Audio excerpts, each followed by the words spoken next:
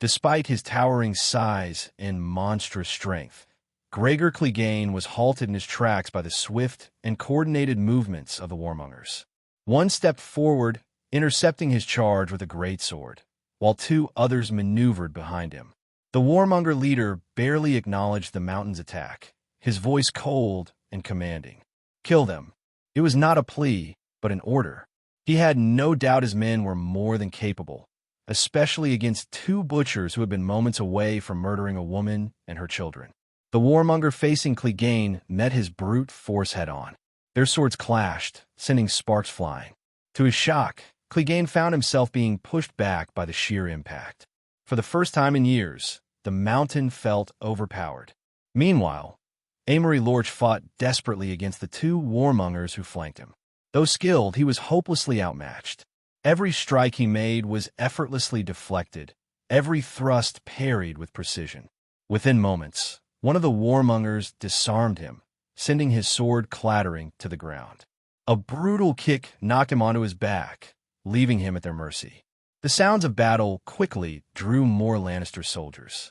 From the nearby halls, armored men converged, their weapons drawn, ready to defend their liege's enforcers. Clegane, still locked in combat, was growing desperate. Blood trickled from a gash on his face as his opponent countered every strike.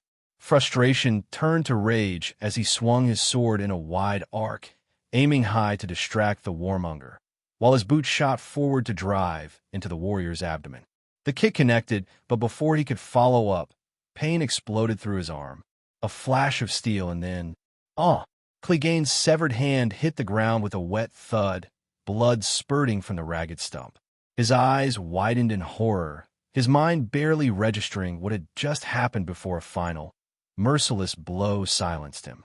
The warmonger's greatsword came down in a swift, practiced motion, severing Clegane's head from his shoulders. His massive body collapsed, lifeless, the blood pooling beneath him. Nearby, Amory Lorch was already dead, his body lying motionless at the feet of another warmonger. Weaker than Clegane, he had lasted only seconds before being overwhelmed. "We need to move. More will be coming," one warmonger said, nodding towards the approaching Lannister forces. The warriors turned swiftly, following the hidden path through which the princess had been taken. Minutes later, Lannister soldiers arrived at the scene. The sight before them sent a chill down their spines. Gregor Clegane dead. A man-at-arms let out a startled oath at the gruesome sight. The Mountain, the most feared warrior in the Westerlands, lay beheaded, his corpse sprawled across the floor like a felled beast. Nearby, Amory Lorch's lifeless form was no less shocking. "Who the hell could have done this?" one of them murmured. Ser Adam Marbrand, a high-ranking knight in Tywin Lannister's forces, surveyed the carnage with a hardened gaze. "Find them. Tear this place apart if you have to," he barked. The soldiers quickly scattered, searching for any trace of the attackers. But it was too late. Princess Elia Martell and her children were already being led through a hidden passage beneath the Red Keep. A shadow-hand agent guided them through the narrow, dimly lit tunnel, while others covered their tracks to ensure they would not be followed. The passage smelled of mildew and stale air. Lit only by a single flickering torch, it was a claustrophobic escape route, but an escape route nonetheless. Elia, pale but composed, held tightly onto her children. Rhaenys and Aegon clung to their handmaidens, their small faces filled with fear and confusion. By the time they emerged outside the Red Keep, the city was in chaos. Lannister men were everywhere, hunting them like hounds. Yet nothing could stop the warmongers. One after another, the Lannister soldiers who tried to bar their path fell like wheat before a scythe. Each attempt to intercept them ended in bloodshed. At last, they reached the docks, where a ship awaited them. The vessel belonged to a Shadowhand agent posing as a merchant. Once aboard, Elia and her children were safely taken away from King's Landing, bound for Dorne. Faraday, one of the warmongers, accompanied them, preparing for the inevitable meeting with Prince Doran Martell. Back in King's Landing, the city burned. The Lannister forces unleashed their wrath upon the remaining loyalists. The streets ran red with blood as Tywin Lannister's men slaughtered anyone who might have harbored information about the missing princess. Fear gripped the city. A king's ransom was promised for any lead on Elia Martell's whereabouts, but none came.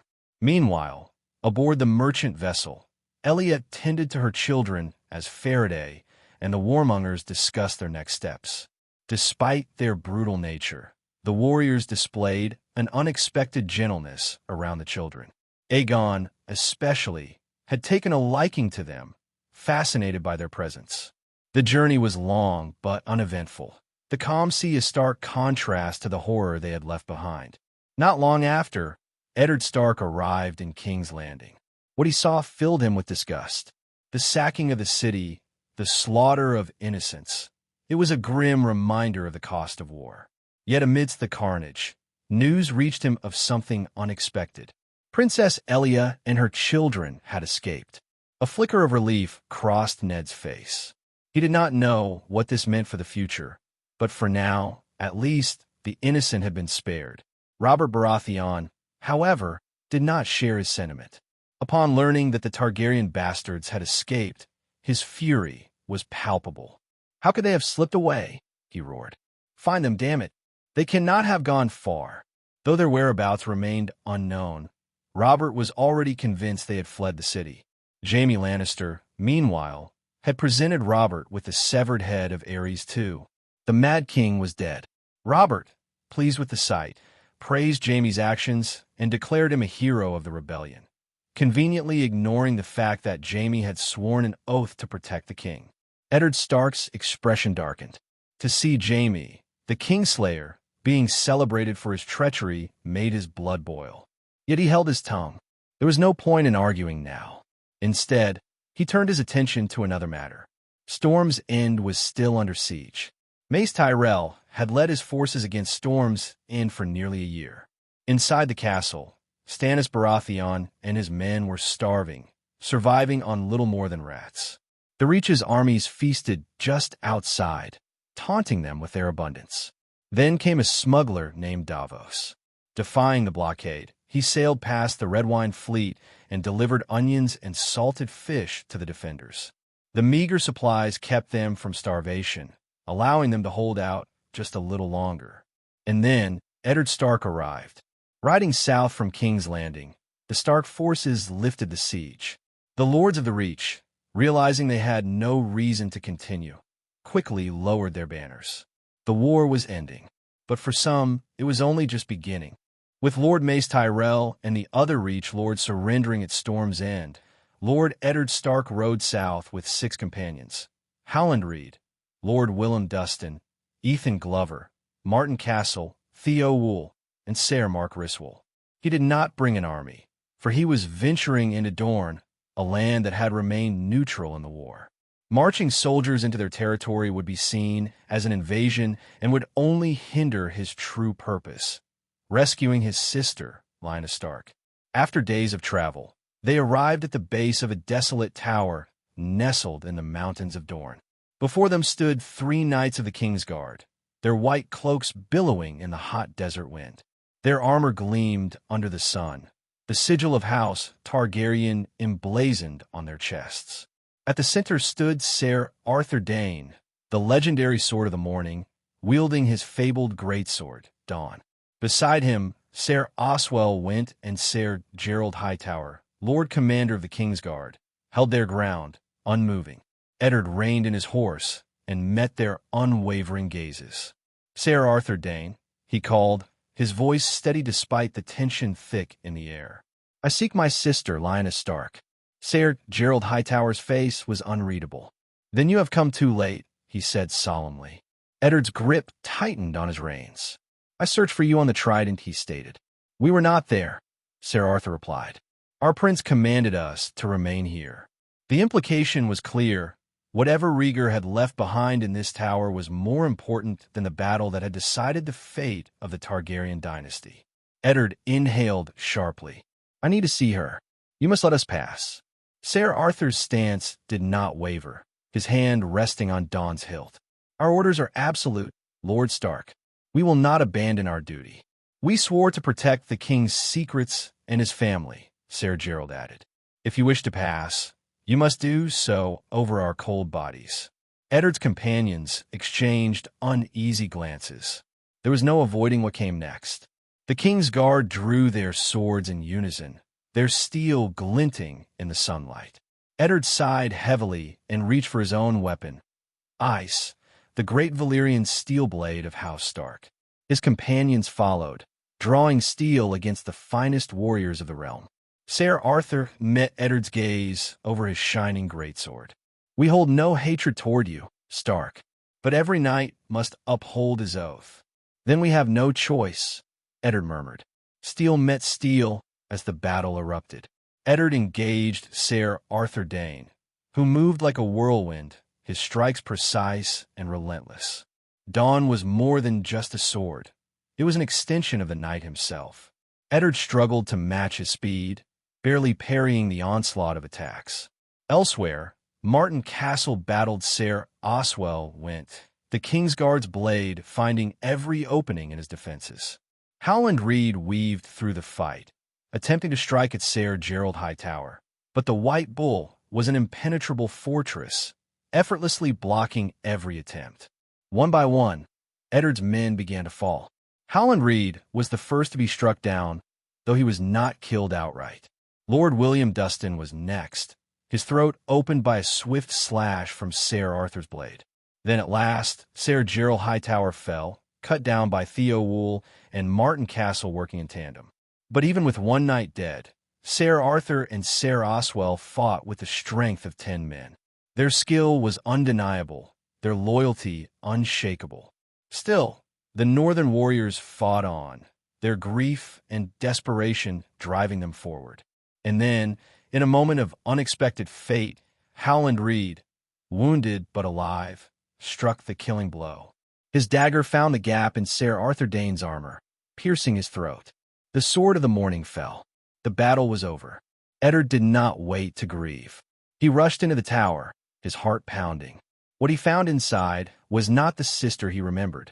Lyanna Stark lay upon a bed of blood-stained linens, her breath weak, her skin pallid. The dim candlelight flickered against the cold stone walls, casting long, wavering shadows.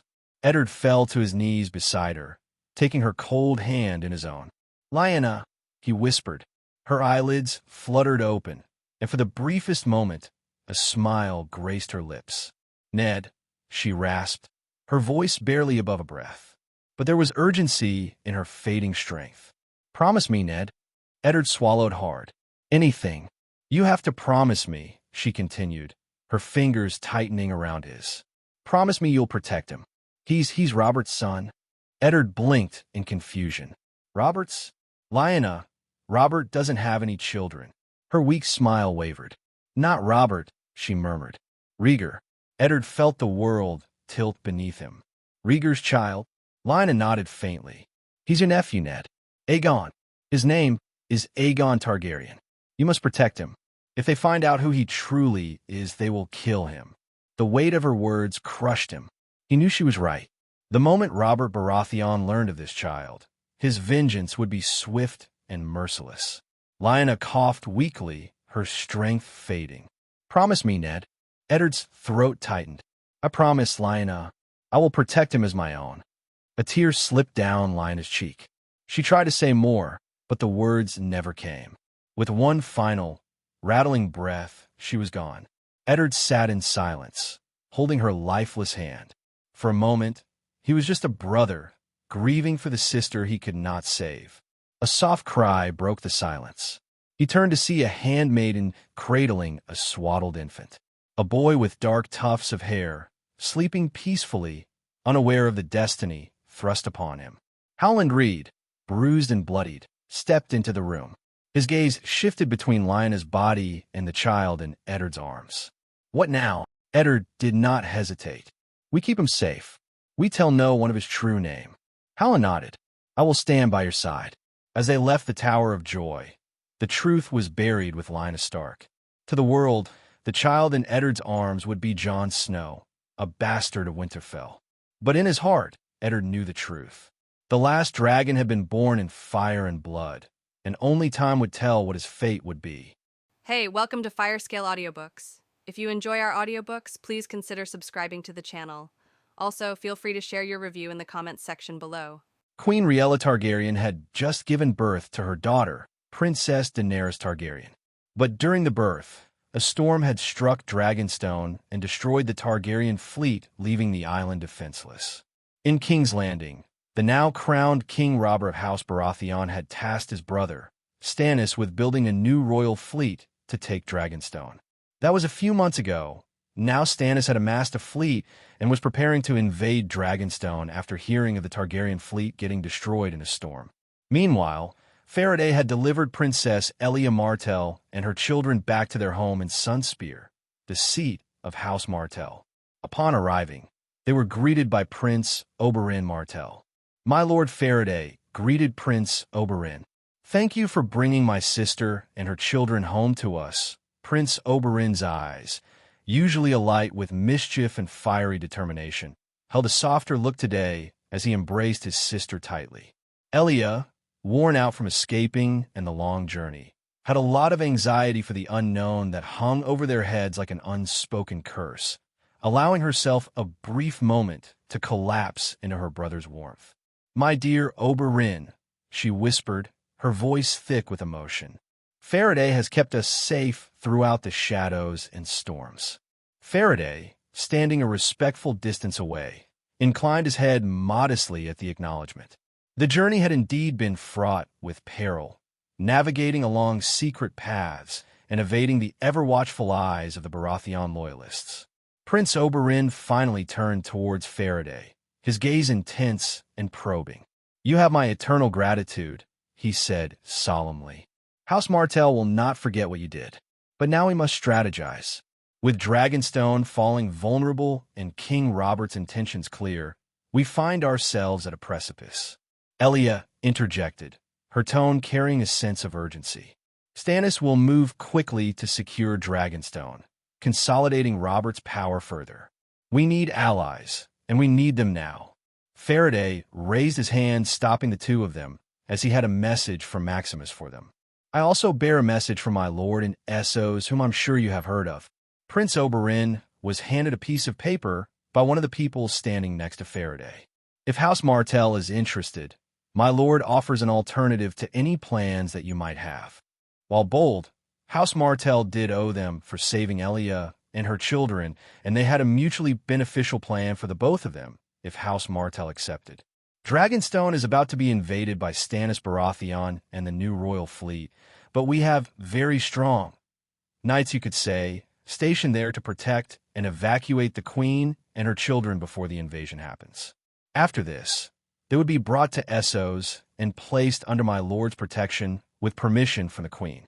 Dorne has stayed out of the war for the most part, besides sending 10,000 troops to bolster Prince Rhaegar Targaryen forces, and I'm sure you will be requested to come swear fealty to the new king soon enough," explained Faraday.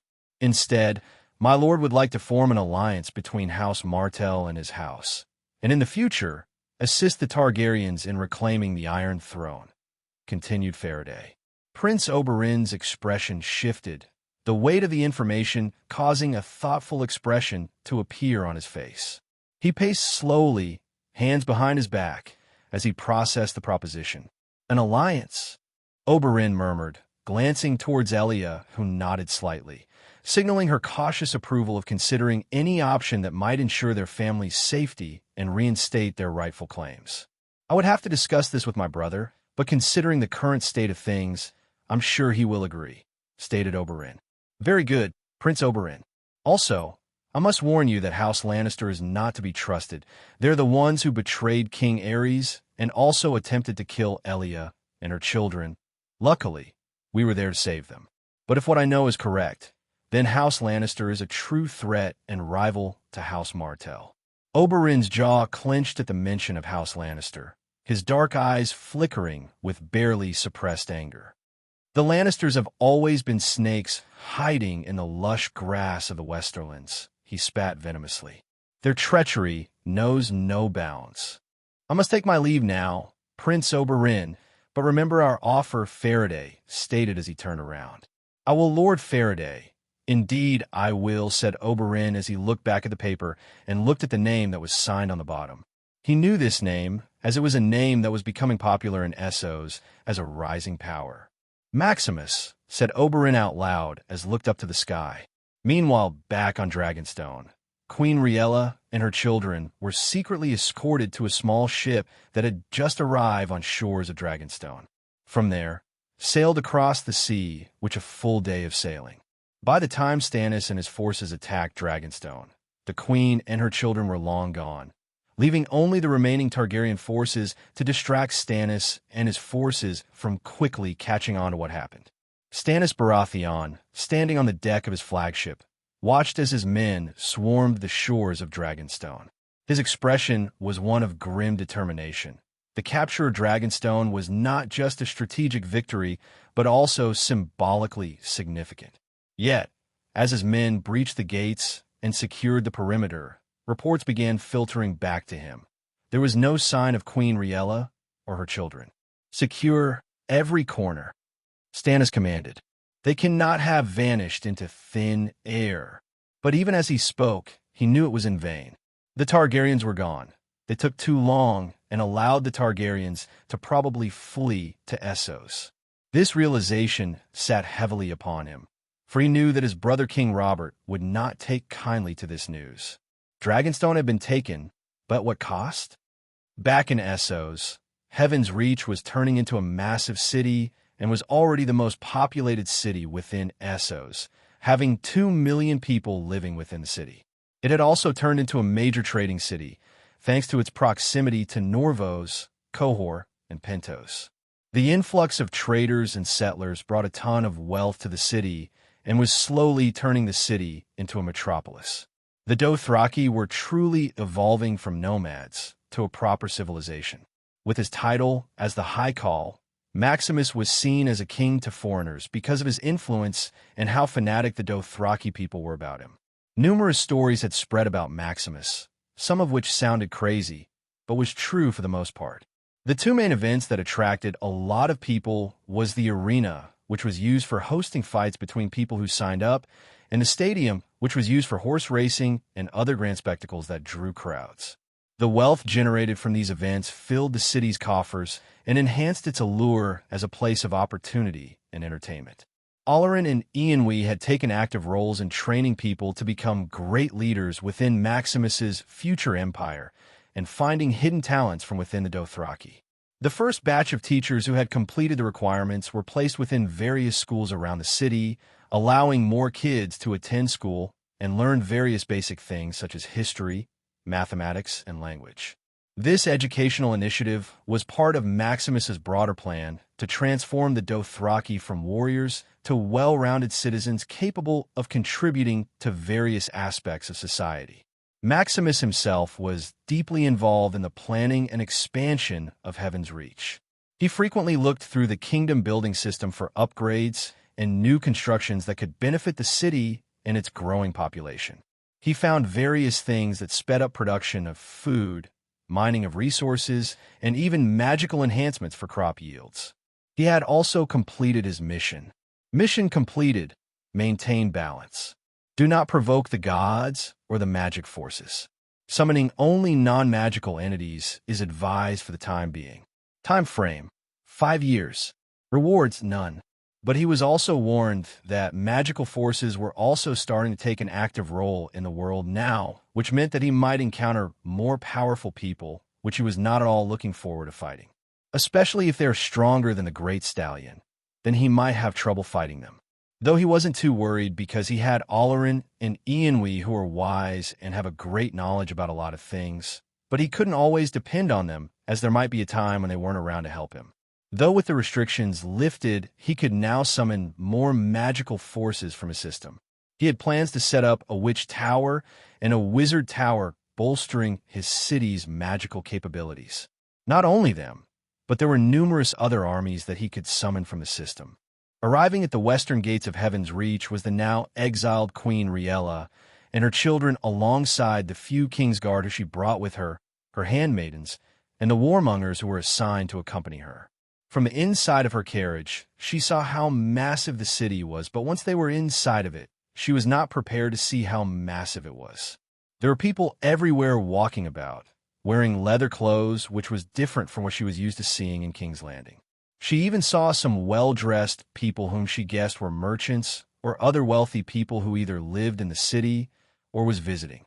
She knew a little about the city from what Varys would tell her during his visits, but nothing could compare to seeing it in person. "My gosh, what is this place?" asked Ser Willem Derry. "This is my lord's city named Heaven's Reach, Ser Willem," said one of the warmongers as they led the party through the bustling streets lined with various stalls and shops.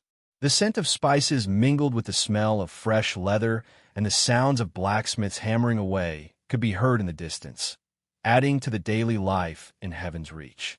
As they continued their way towards the central palace, which was essentially its own little city within the already massive city, people had walked past them and cleared the way, seeing the High Call's own warriors escorting people through the city. After a long ride through the city, they had finally arrived at the palace. The Palace of Heaven's Reach was unlike anything Queen Riella had ever seen, even in her days at King's Landing. The architecture was different from what she saw in Pentos and different from any city or castle in Westeros.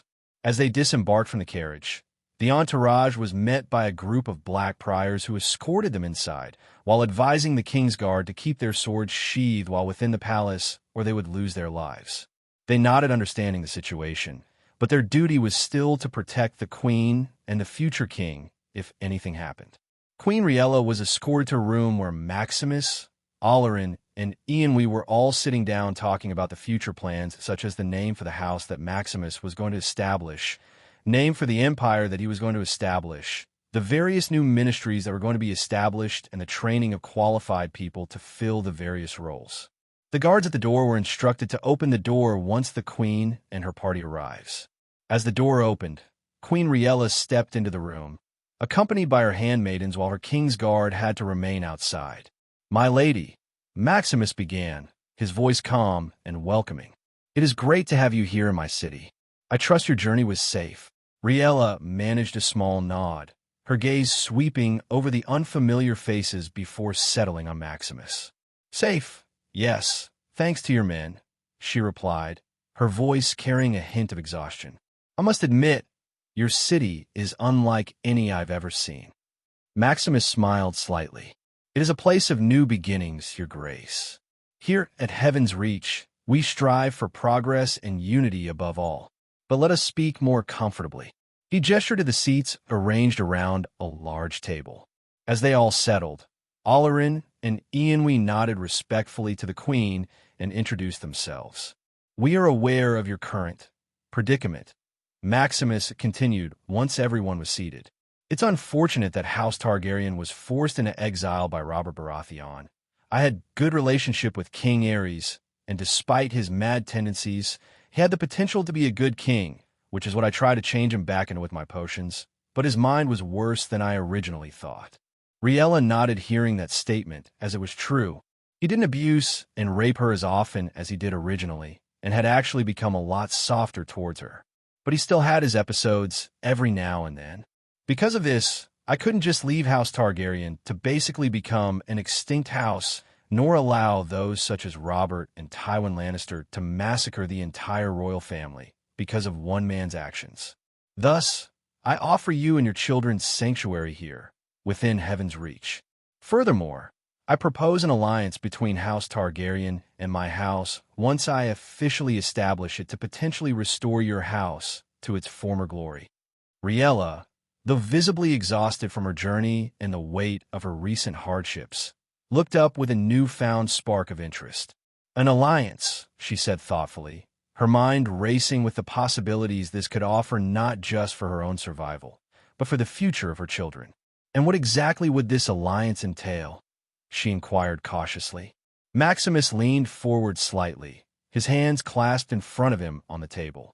"Initially, it would mean your family would establish residency here, under my protection. Your children would be educated and trained in the arts of governance, warfare, and diplomacy to ensure they grow to their full potential. As for the broader scope," Maximus continued, Once your children get older, they can decide their own future, whether they wish to reclaim their throne or continue to integrate into the life here at Heaven's Reach. Riella considered the offer deeply. Beyond the immediate sanctuary, the proposition held the promise of teaching her children how to navigate and possibly reclaim the power they were born into yet denied by fate. "And what would you ask in return for this generosity?" she asked. "Merely friendship and true alliance," Maximus replied earnestly. "Your house has always been one of great influence and might. Even now, when that influence and power has been diminished because of your exile, there are still those who secretly remain loyal to House Targaryen and would be more than willing to rise up in the future once they see how Robert is not that great of a king as they hoped." Riella's gaze lingered on Maximus, measuring the sincerity of his words and the implications of his plan. She knew that accepting his offer would reshape the destiny of her endangered line. After a moment of reflection, she nodded slightly. "If we are to enter this alliance, I want assurances," Riella said firmly, her voice gaining strength. "Assurances that my children will not only be protected, but will also be respected as true royals, not mere pawns in the political games." Maximus nodded understandingly. "Understandable, my lady. I assure you, under my rule and protection, they will be treated with the highest respect due to their royal lineage." Riella looked towards her children for a brief moment, seeing in their young eyes a mixture of hope and uncertainty. Turning back to Maximus, she extended her hand. "Then we have an agreement." Maximus clasped her hand, sealing the pact. "We do, my lady. Welcome to Heaven's Reach." "Also, don't call me my lady. Call me by name," she retorted. "All right then, Riella, welcome to Heaven's Reach," responded Maximus. A soft smile appeared on her face as a lot of stress was just taken off her shoulders. After their meeting, Riella, her children, and the handmaidens were escorted to where they would be staying for the foreseeable future. As she left, Maximus turned back to Olerin and Ianwe, who returned to coming up with a house name for Maximus, as well as a name for his new empire. In King's Landing, the rebellion was over, and Robert Baratheon was now having his coronation ceremony as the new king of the Seven Kingdoms. During the ceremony, Ser Jaime Lannister, Grand Maester Pycelle, and Lord Varys were pardoned and able to retain their positions. Ser Jaime remained a Kingsguard while Grand Maester Pycelle and Lord Varys remained on the small council. Throughout the halls of the Red Keep, whispers and plots swirled like the many shadows cast by the flickering torches. The courtiers' murmurs blended with the clinking of goblets and the rustle of silks as alliances were silently forged and broken with each passing moment. Meanwhile, in a quieter chamber away from the bustling celebration, Varys met clandestinely with Littlefinger. Their eyes locked in a mutual understanding of the precarious chessboard that was the realm's political landscape. "The Martells are likely to align with this Maximus from Essos," Varys whispered, his voice barely audible above a whisper. "This could either stabilize our position or completely overturn it." Littlefinger adjusted the cuff of his sleeve, his face revealing none of his thoughts. "And what of the Lannisters? With Tywin's ambition and our dear Ser Jaime back within these walls, their moves must be meticulously anticipated." Varys nodded, his bald head reflecting the dim light. "Indeed, Lord Baelish. The Lannisters may think they have wrested power, but this game is far from over. We must both keep a close eye on Essos. Something tells me Maximus is not a man who plays for small stakes." As the two continued their quiet meeting, their conversation shifted towards the broader implications of integrating the forces from Essos into the complex tapestry of Westerosi politics. "Maximus could bring an entirely new element to our power struggles," Varys mused, "especially if the rumors about him are to be believed." Littlefinger smirked slightly, his mind already racing through various scenarios. If he can indeed sway the Targaryens and the Martells to his cause, it might be prudent to consider opening a line of communication. Perhaps there is mutual benefit to be discovered, or mutual destruction, Varys added darkly. "We must tread carefully, Peter. This Maximus has played his cards close to his chest. We know little of his real intentions or capabilities." but I can say for a fact that the disappearance of the exiled Queen Riella and her children, alongside Elia and her children, is something that he had a hand in. The conversation was abruptly interrupted by a soft knock on the door. A discreet servant informed them that King Robert required their presence in the throne room. Both men adjusted their robes as they prepared to leave the chamber, their minds still swirling with plots and possibilities. Ser Barristan Selmian, Knight of the King's Guard, had fled the Westeros upon being informed by Varys that the Queen and her children were still alive. Varys had pity for the man and feared for his life, so before the coronation of Robert, he informed Ser Barristan of what he knew, left it up to him to do what he wanted with the information. As a result, before the coronation of Robert happened, Ser Barristan had gathered some of the few remaining loyal knights to House Targaryen and shared this information with them. It wasn't much, but he managed to gather around 40 knights who was willing to join Ser Barristan on his journey to Essos to continue protecting the last few members of House Targaryen. In Heaven's Reach, Maximus alongside Oleron and Ianwe were finally laying out the plans that would be implemented in the coming months. First was his house name, which after long discussions he decided to name House Invictus, meaning unconquered. The house name and meaning would shape the ethos and identity of his empire. Maximus intended House Invictus to be a beacon of strength and resilience, embodying the indomitable spirit of those who refuse to be subdued by fate or fortune. After that was the name of the empire they planned to create, which would be called the Imperial Union. The name would represent the collaboration of multiple species and races, with the word imperial suggesting authority and union suggesting inclusivity of numerous races, species, and cultures. The name conveys a sense of strength, unity, and purpose, which aligns well with Maximus's plan to forge a cohesive realm within Essos. At the top would obviously be Maximus, who would be both the High Call of the Dothraki and the Emperor of the Imperial Union. After him would be the High Council, which would consist of Oleron, Ianwe, Faraday, Alexander, and Aeron. Oleron would be the Chancellor, responsible for managing the Empire's bureaucracy, overseeing laws and implementing the Emperor's policies and ensuring the smooth functioning of the government. Ianwe would be the Vizier, a senior advisor who offers counsel on matters of state, including diplomacy, strategy, and internal affairs. Alexander would be the High General, the military leader responsible for defending the Empire and commanding the armed forces in times of war. The military captain's position would be the various captains of the Empire's legions and other smaller military units who report to the High General and are responsible for local defense and order within the Empire during times of war and peace. Faraday would be the Master of Shadows, the head of the Empire's intelligence and espionage operations. He would be responsible for gathering information, conducting covert operations, and ensuring the security of the Empire against both internal and external threats. Other positions included the following: Judiciary Council, a group of judges responsible for interpreting laws, overseeing legal matters, and administering justice across the Empire. Diplomatic Envoys, officials tasked with representing the Empire in foreign affairs, negotiating treaties, and maintaining relations with other cities, kingdoms, and other powerful factions. Heralds, officials responsible for communication, announcing decrees, and maintaining the Empire's public relations.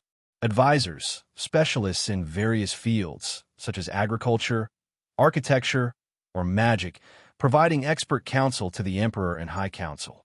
Chief Steward, manages the Emperor's household, overseeing staff, resources, and ceremonies, ensuring the imperial residence runs smoothly. Chief Architect, oversees large construction projects, including fortifications, roads, and public buildings, ensuring they meet the Empire's needs and standards. Master of Arms, responsible for training the military and managing weaponry, armor, and military supplies, ensuring the readiness of the Empire's forces. Census Taker, responsible for gathering demographic data, tax assessments, and population counts, which inform policy and resource allocation. Some of these positions would be filled with people trained by the members of the High Council to perform their role, while others would be filled with people from the system. Maximus didn't want to constantly rely on the system for highly trained people. He had 4 million people living in his empire, and he would reform them into a new age. Now, onto the military part of the empire. For this, Maximus planned to form legions which would consist of the following. Small legion, 2,000 to 3,000 soldiers. A more mobile force, focused on rapid deployment. Standard legion, 5,000 to 10,000 soldiers. A well-rounded force capable of engaging in major battles and sustaining prolonged campaigns. Large legion, 10,000 to 20,000 soldiers. A massive force, possibly reserved for significant wars or conquests. Elite legion, 1,000 to 3,000 soldiers. A specialized elite force consisting of the most elite and powerful soldiers. The legions would be made of various types of soldiers and ranging from infantry, cavalry, and archers to siege engines and newer, innovative war techs that will be introduced in time. Magic would also play a big role in legions, with each legion containing anywhere from 5 to 10 magic-capable soldiers. Leading the legion would be a commander who would be the highest-ranking officer in the legion, responsible for overall command, strategy, and decision-making. They answered directly to the emperor or the high general. After them would be the second-in-command, the deputy commander who assists the commander of the legion and may take command in their absence.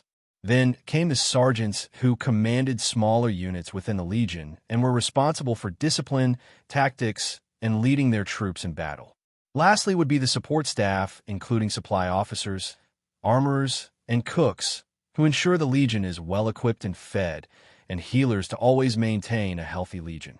To bolster the Empire's magic capability, Maximus spent 15,000 of his system points buying the Tower of Witches, which consisted of a 5-story tower containing laboratories, libraries, living quarters, a magic well, teleportation circle, familiars, and animated constructs such as golems and other magical guardians to protect the tower.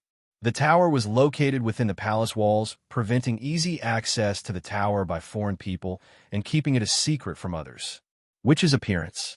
This left him with 19,150 points, which he spent 2,000 to buy people to fill a few roles within his empire. This allowed the Judiciary Council and Chief Steward positions to be filled. Everything else would be from people within the empire once they were taught. And now that things were about to change, he had decided to finally accept the reward from his previously completed quest. Quest completed. Defeat all the Dothraki hordes to increase your population and bring an end to the nomadic barbarians. Rewards: 40k system points. X1 dragon. X10 wyverns.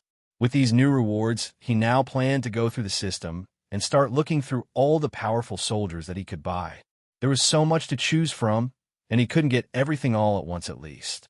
In the courtyard of the palace, Maximus, alongside Olorin and Ianwe, was standing patiently waiting while in front of them appeared 11 massive, winged creatures.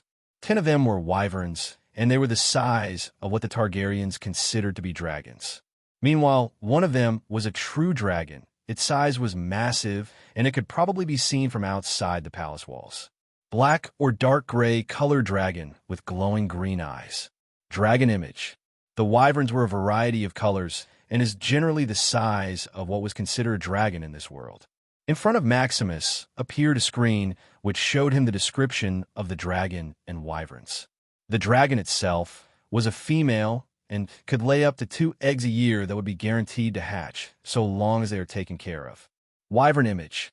She didn't come with a name, so Maximus had decided to name her Nyxera, meaning night's shadow, in reference to her dark color, which will make her blend in with the night. As he named her, his right arm had immediately experienced an immense pain, causing him to grab a hold of it and fall to one knee. Olorin and Ianwe had rushed over to see what was going on, only to notice a magic engraving of sorts that was forming on his right arm. That's when Nyxera had leaned her head down to close to the ground, where Maximus was causing Olorin and Ianwe to step back. They had guessed that the cause of his pain was from the tattoo, and that the tattoo was caused by the massive dragon in front of them. Not only that, but they could also sense that the dragon was a creature of great intelligence and wisdom and held no ill will towards their lord. As the Nyxera's head neared Maximus, almost instinctively his arm had stretched out and touched Nyxera's head, causing the tattoo on his arm to glow with a bright color. The glow from the tattoo slowly subsided, leaving behind a detailed mark that seemed almost to pulsate with a life of its own. The pain went away as well, replaced by a connection between Maximus and Nyxera, a magic binding that linked them together. "My lord," Nyxera spoke, surprising Maximus, as this was his first experience seeing a dragon speak in real life. "It's a pleasure to serve you and to be part of your grand vision. I sense the greatness of your spirit and the boundless potential of what we can achieve together." Maximus, recovering from the initial shock and regaining his composure, stood up straight, facing the majestic creature with a newfound respect and fascination. "Nyxera," he began, his voice steady and imbued with a mix of awe and command, "your presence honors us. Together, we will expand this empire beyond the known borders and bring order and prosperity." Nyxera bowed her massive head slightly in acknowledgement. "As you wish, my lord. My loyalty is yours, and my fire will defend your realm against all who dare challenge your authority." Standing in front of Nyxera, Maximus couldn't help but feel in awe because of her size. But now that the pain was over, he returned to looking at the description that the system provided.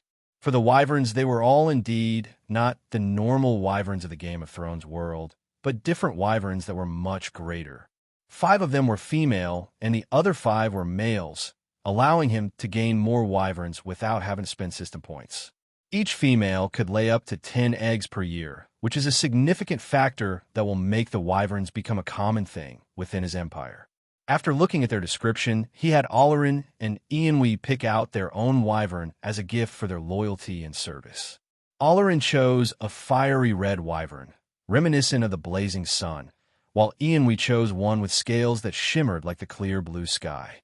Both creatures bowed their heads in respect to their new riders, acknowledging the bond that was now forming.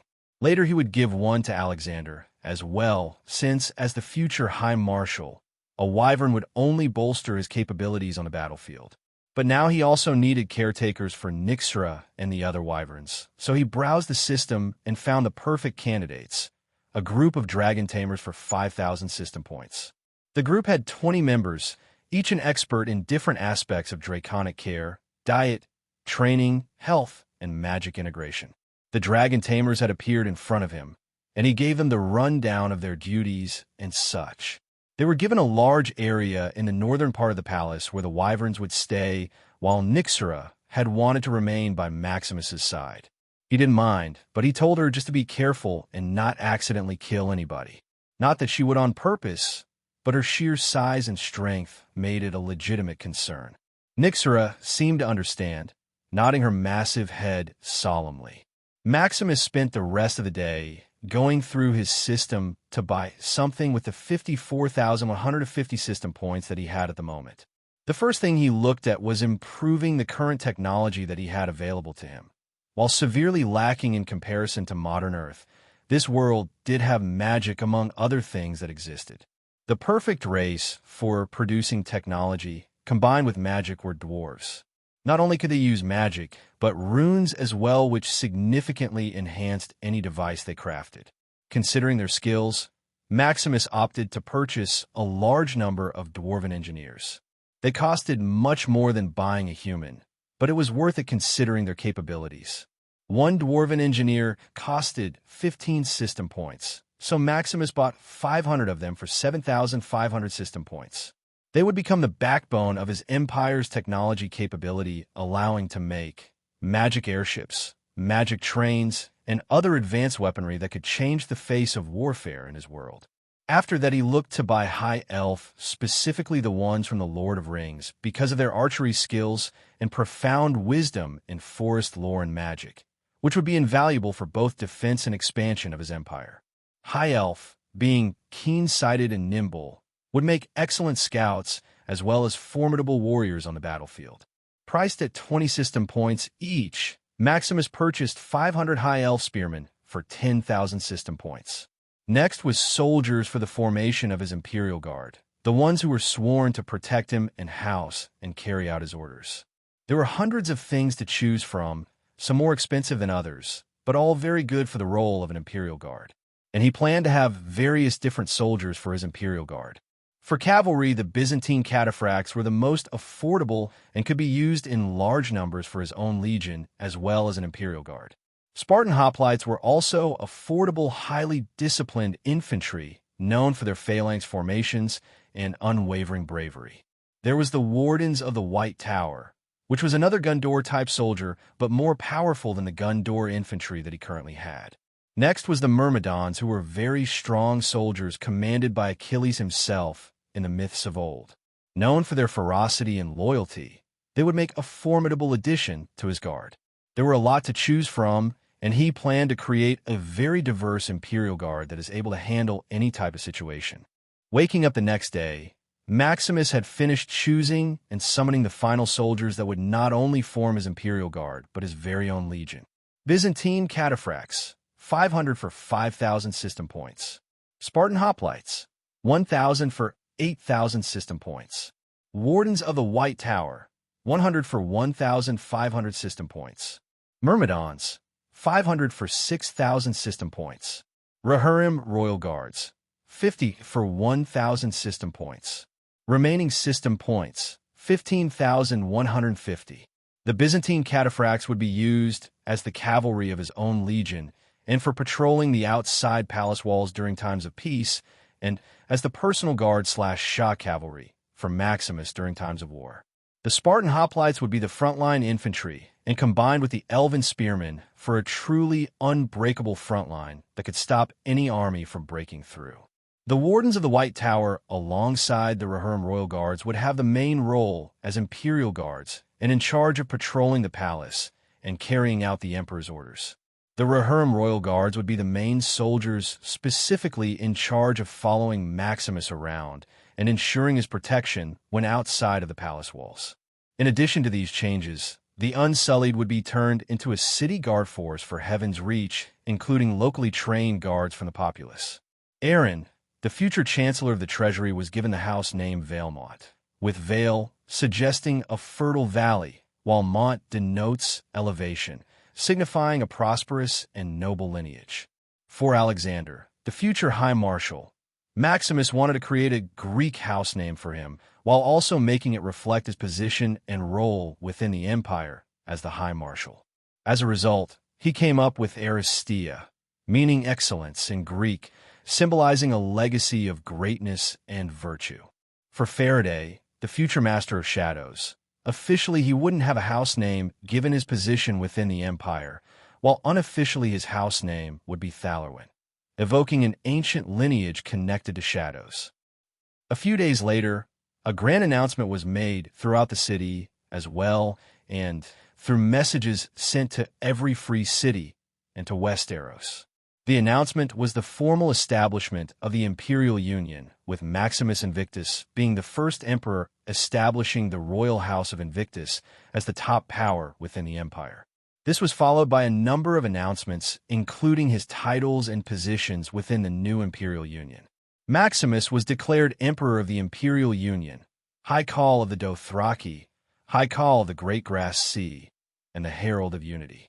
In the future, his titles would increase as he expands his empire. The announcement continued to carry out within Heaven's Reach, involving the establishment of the Imperial Guard, how the Dothraki will ride with Maximus to conquer the known world. The rest of the announcement was filled with similar things, inspiring the Dothraki to ride together with Maximus to take the known world. Maximus personally appeared in public and spent an entire day traveling around the city and holding massive gatherings where he declared that he would lead all the Dothraki to conquer the entire known world. While not needed, Maximus still took time to see the people who decided to follow him and see how they were taking the announcement. There weren't any that he encountered who had anything to say about it. This was probably due to his blessing from the Great Stallion, which he still didn't know all of the abilities it gave him. The grand ceremony was set to take place in a week's time, intended to showcase the might and unity of the Imperial Union. Invitations are dispatched to every free city, excluding Westeros, because of a lot of reasons. But Dorne was a different matter, and they were secretly invited to attend. The streets of Heaven's Reach were bustling with preparations, banners depicting the sigil of House Invictus, a golden dragon surrounded by an intricately designed flag. Image here.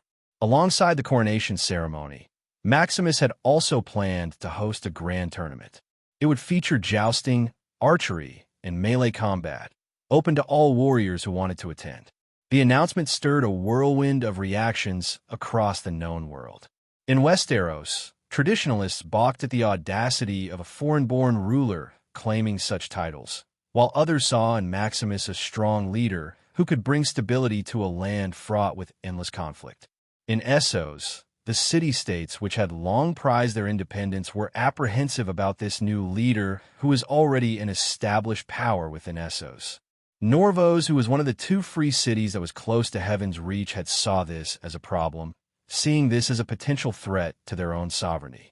They had existed for as long as the other free cities and saw the rise of this Maximus as a challenge to their own authority, trade, religion, and compared it to the age of the Valyrian freehold, who once had control over Essos.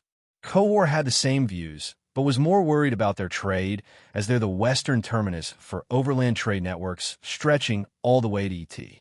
Yet this title was about to be taken by Heaven's Reach, which they hated to admit, but had a great appeal compared to their city, and was already attracting a lot of attention from traders all over Essos, including the Far East. Pintos and Bravos, the other free cities close to Heaven's Reach, saw this as an opportunity. Pintos considered Maximus a potential ally in strengthening their economic and military position in the region. They began preparing diplomatic overtures, planning to propose a trade agreement that would secure mutual benefits for both entities. Bravos, with its powerful navy and financial influence, saw a chance to extend its banking network by offering financial services to Heaven's Reach and its territories. The rest of the free cities who were distant from Heaven's Reach didn't recognize Maximus's authority and call for the other free cities to do the same. In several meetings within each free city, there were many words thrown around relating to Maximus and his Dothraki followers, most of which can be summed up to the Imperial Union being called an empire of savages. 3 days after the announcement, Maximus received a visit from the Tower of Witches. Among the visitors was the matriarch, the leader of the tower and most powerful of the witches. As she walked in a room with the other witches, she bowed her head respectfully before taking her seat. "Your Excellency," she started, "my name is Lilith. I'm the matriarch for the Tower of Witches and have come to reaffirm that the Tower of Witches are yours to command as you see fit.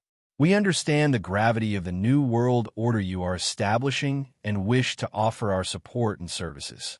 Maximus nodded, accepting her allegiance. "Lilith, your support is most welcome in these times of change. The Tower of Witches, with its profound knowledge and arcane powers, will undoubtedly strengthen the foundation of the Imperial Union." Lilith's eyes remained steady as she took off her mask, revealing her face. "We witches will only reveal our identities to you, Your Excellency.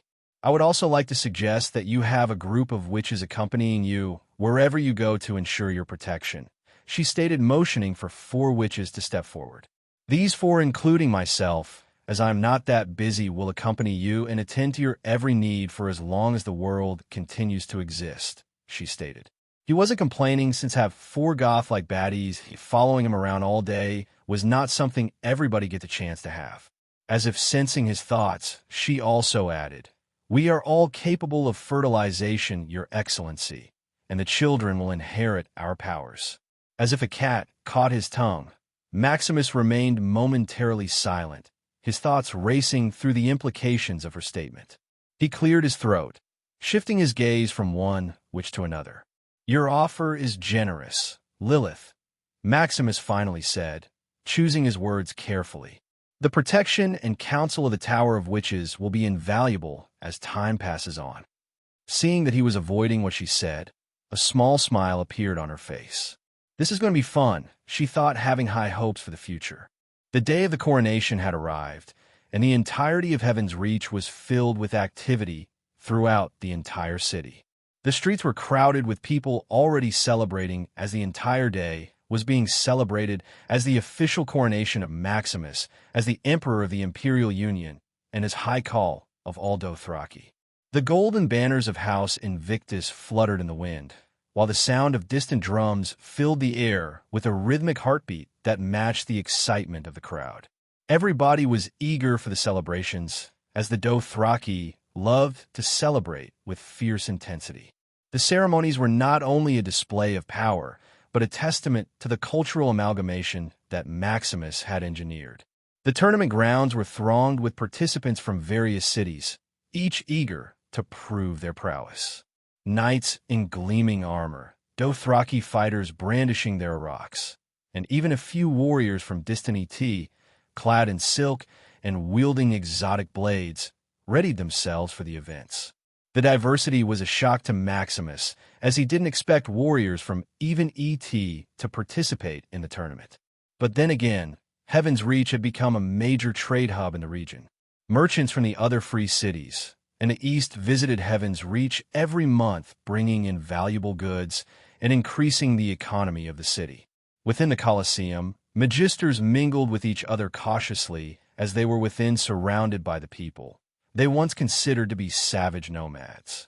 The air was charged with anticipation as the first joust took place, silencing the murmurs of intrigue and skepticism among the nobles. A fighter from Pentos unhorsed a fierce competitor from Norvos, earning a roar of approval from the crowd. Once the melee combat commenced, the excitement reached another level. The clash of steel rang out, echoing off the stone walls of the Colosseum as warriors from different lands and cultures tested their might against each other. Dothraki fighters, with their hair braided in the traditional style, darted through the fighters, their awakens slicing through the air with deadly precision. Exiled knights from Westeros countered with heavy swords and shields, each blow landing with the force of years of rigorous training. Meanwhile, archers took their positions, their quivers filled with arrows. One particularly skilled archer from Bravos drew his bow, the string tight against his fingers. With a steady hand and an incredible eye, he released arrow after arrow, each one whistling through the air and striking the distant target's dead center. His prowess earned nods of respect from even the most seasoned warriors present. As dusk began to fall, torches were lit around the tournament grounds, casting a warm glow over the stone seats filled with spectators. The final event of the evening was a grand melee, which Maximus called a battle royale, where 100 combatants fought all at once until the last man was left standing. The sound of 100 men, all screaming and fighting for honor and glory, filled the Colosseum. Thousands of people cheering could be heard throughout the entire city. As the melee dwindled to just a handful of fighters, Maximus watched intently from his high seat, flanked by Lilith and the other witches. Their eyes, glowing faintly in the dim light, scanned the field not just for the spectacle, but for signs of deeper magics at work. Finally, after what seemed like an eternity of combat, the young Summer Islander stood alone in the center of the arena, spear raised high as he was declared the victor. The crowd erupted in cheers, a resounding approval that sealed his place as the winner of this grand tournament. Following the tournament, the start of the coronation ceremony had begun as the sun dipped below the horizon. The air was filled with the scent of incense and the sound of ceremonial drums. Outside the palace walls, a platform adorned with the banners of House Invictus were being held up by the Imperial Guard. Here, Maximus ascended the stairs where he was met with a group of Dosh Khaleen whom had held a vital role of crowning him and announcing to everyone that he is the stallion who mounts the world. As the Dosh Khaleen chanted in the old tongue, Maximus stood in front of them waiting for them to place the crown atop his head. The crown had been crafted by the dwarves he summoned and came with some really neat abilities that enhanced the wearer's combat ability. Once the crown was placed upon his head, the crowd erupted into cheers and shouts. No matter where they were in the city or anywhere else for that matter, all the Dothraki people's destinies were now irrevocably tied to Maximus. The celebration that followed was a traditional celebration, a part of the Dothraki culture, where drums were played and people danced. Maximus joined in the festivities and enjoyed a lavish celebration, dancing with various Dothraki dances as Lilith and the witches constantly watched and made sure nothing happened to him. They weren't interested in dancing, nor was any witch for that matter. Following this, Maximus had headed to his palace where the various magisters and other influential people from other free cities who had come were present. In the opulent halls of his palace, Maximus hosted the distinguished guests in an effort to establish relationships with the other free cities and expand his influence. As the night deepened, the palace halls echoed with the sounds of diverse languages and laughter, mingling with the clinking of fine glassware. Maximus circulated throughout the room, talking to all the magisters and Prince Oberyn Martell, who had come as a representative of House Martell. Meanwhile, Lilith and the other witches kept a discreet but vigilant watch over the festivities. The magisters from Qohor were eager to talk about the trade situation. Unlike other magisters, they weren't going to try and ignore the problem that affected their city and not try to negotiate a way for both of them to be profitable. Not only was it Heaven's Reach, but also V's Dothrak that had turned into the true gateway to the east, allowing for Eastern merchants easier access to the other free cities via land. Cities located in Slaver's Bay, and Volantis had sea trade routes, so they weren't affected much by the establishment of the Imperial Union. The Norvos magisters were here to see how powerful the Imperial Union was and to see the new self-proclaimed Emperor and High Call of the Dothraki. From what they gathered throughout their visit was that the Imperial Union was a threat that they would need to extinguish before it grew too powerful. The magisters from Mir, Tyrosh, and Lys were present because they were invited, and they were curious about how the city of Heaven's Reach looked compared to the stories that they heard from traveling merchants alongside other people who visited the city. Volantis and the slaver masters from Slaver's Bay didn't even attend the ceremony, not recognizing the authority of the Imperial Union. As a few hours passed, the final guests had left the palace, ending the coronation ceremony. Maximus had taken a shower and was joined by Lilith and the other witches. She used the excuse that they were ensuring his protection as he washed himself. After he was attended to by Lilith and the witches, he retired to his private chambers, his mind filled with what he was going to do next. He had now formally established his empire, and his ambitions were only growing. Waking up the next day, Maximus had breakfast alongside Riella and her children, who were now accompanied by their new Kingsguard, who were allowed to walk around the palace, but would be closely monitored for any deception. Riella, on the other hand, had many questions involving the appearance of dragons, especially the very large one that she saw just chilling within the palace walls. During the coronation ceremony, Nyxera, alongside the wyverns, were kept hidden away from public view so that the other free cities didn't know about their existence. Maximus explained to Riella that the dragon and wyverns were part of his strategy to consolidate power and deter any would-be aggressors. He knew that the presence of such creatures would elevate his status not just as a ruler, but as a formidable force in the world of Essos and beyond. As you have seen, Maximus began, Nyxera and the wyverns presents a significant advantage. It is not just a symbol of strength, but also a very real deterrent against those who wish to challenge us. Wyvern? Asked Riella as she was confused on what a wyvern was compared to a dragon. She had never heard the word wyvern before and thought that they were all just dragons, with one being just a bigger dragon than the rest. Maximus smiled, sensing Riella's curiosity. The difference between dragons and wyverns is quite fascinating. You see, dragons are majestic creatures, often depicted with 4 limbs and a pair of wings. They are intelligent, capable of speech, and possess powerful magic. Each dragon has its own unique personality and abilities, making them not just beasts but very intelligent creatures of their own. He paused to let her absorb this information before continuing. On the other hand, wyverns are a different breed altogether. They have 2 limbs and wings that double as their forelegs, making them look somewhat more reptilian. While they can still be fearsome in battle, they lack the intelligence and magical capabilities of true dragons. They are more instinctual creatures, often seen as guardians or feral fighters. Riella nodded, her brow furrowing as she processed the distinctions. So, the dragon is more like a partner, while the wyvern is more of a soldier? Something like that, Maximus replied, pleased with her understanding. Nyxera, the dragon you saw, is now my most trusted ally. She can communicate with me, share wisdom, and we share a bond of trust and respect. The wyverns serve a different purpose. They're fierce protectors, ready to defend the palace or strike fear into our enemies, but don't mistake their intelligence. While they are lacking compared to Nyxera, they're still better than the dragons the Targaryen once had. Hearing this explanation, Riella remained silent and thought about this information, as this was the first time she had heard of such a thing. Viserys, on the other hand, wanted to go see the dragons and try and tame it. Maximus denied him, of course, as it was dangerous for Viserys at this time to even attempt such a thing. Not that he can do it anyway, but he might say or do something to cause a negative response from the wyverns. As they finished their breakfast, Maximus's thoughts turned to the day ahead. He had a meeting with the High Council to discuss the implications of his recent decisions and how best to solidify their newfound power. Rising from the table, he glanced at Riella and her children and told them to enjoy the rest of their day. As he walked to the meeting hall where the High Council was about to convene, Maximus was bombarded with a new quest.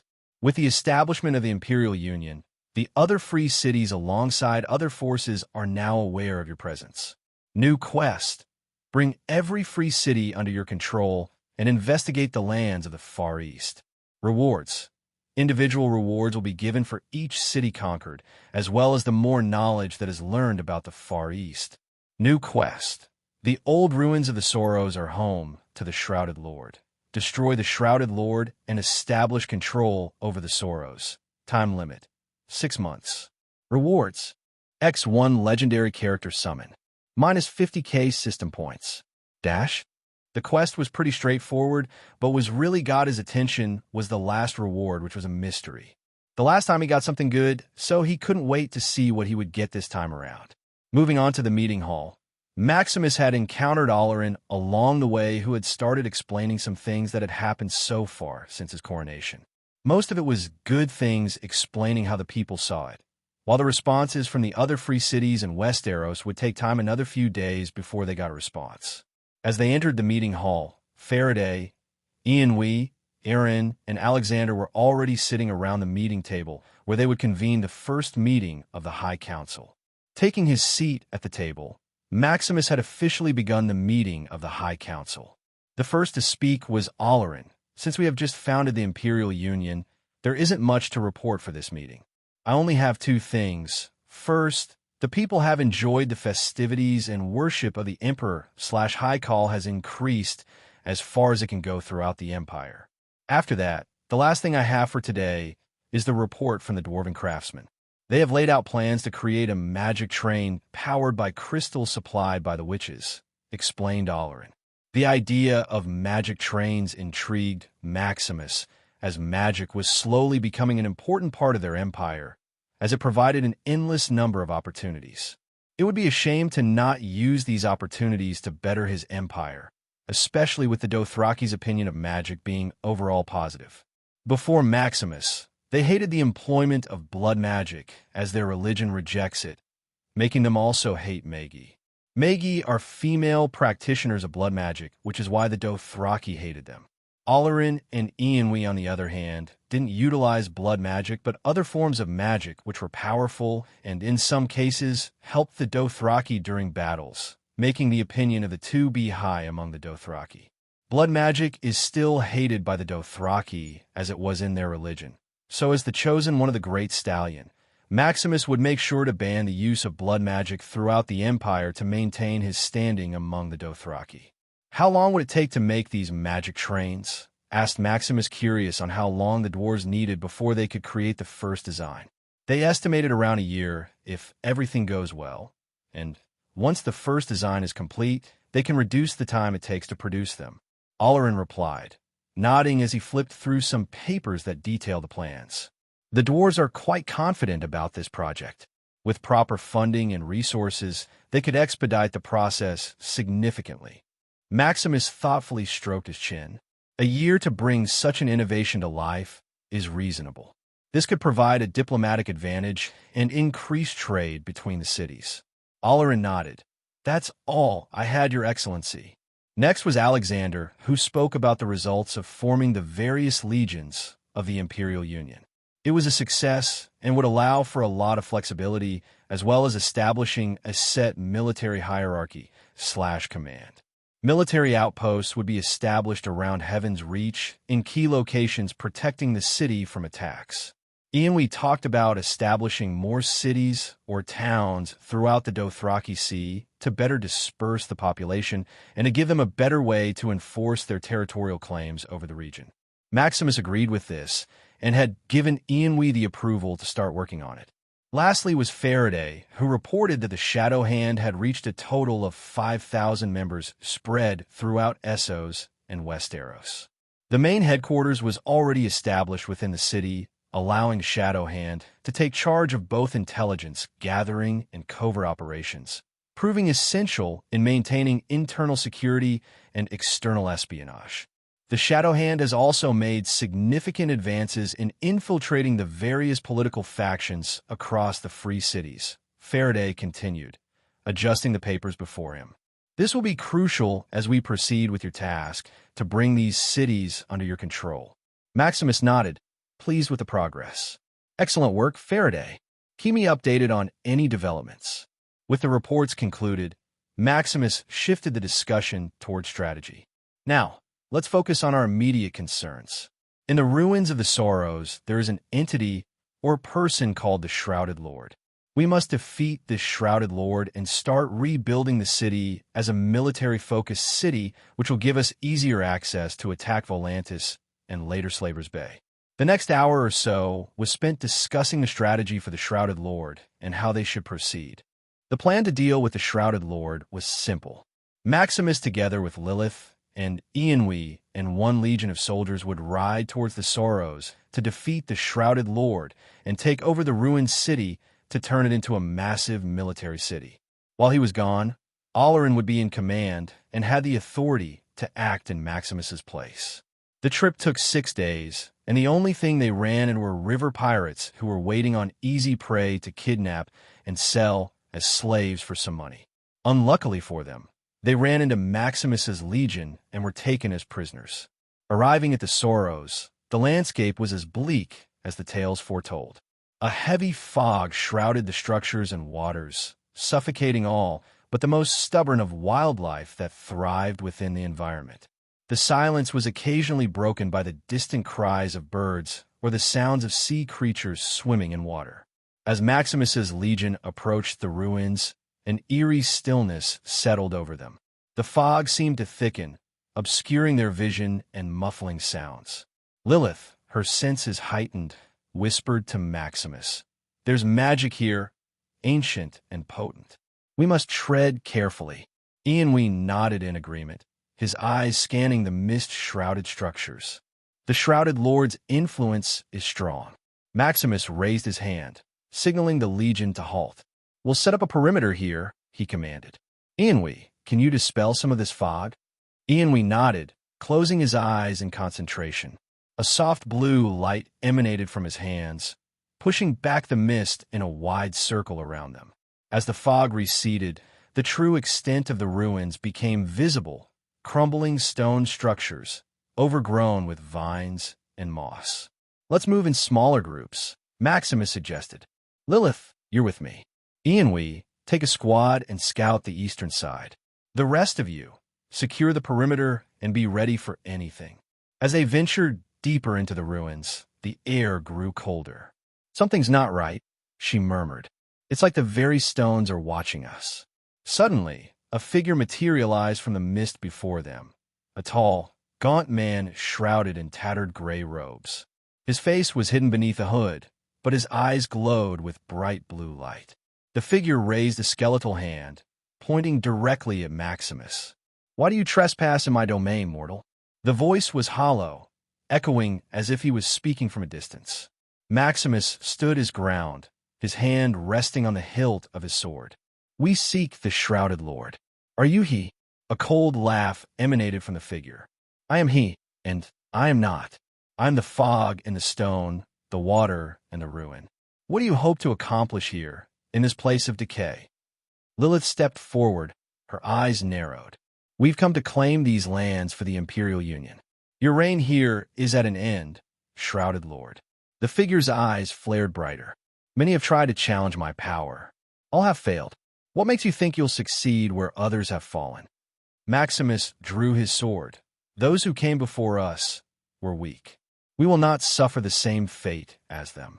The shrouded lord's form began to shift and expand. The shrouded lord's form began to shift and expand, tendrils of mist coiling around him like serpents. His voice boomed, shaking the very foundations of the ruins.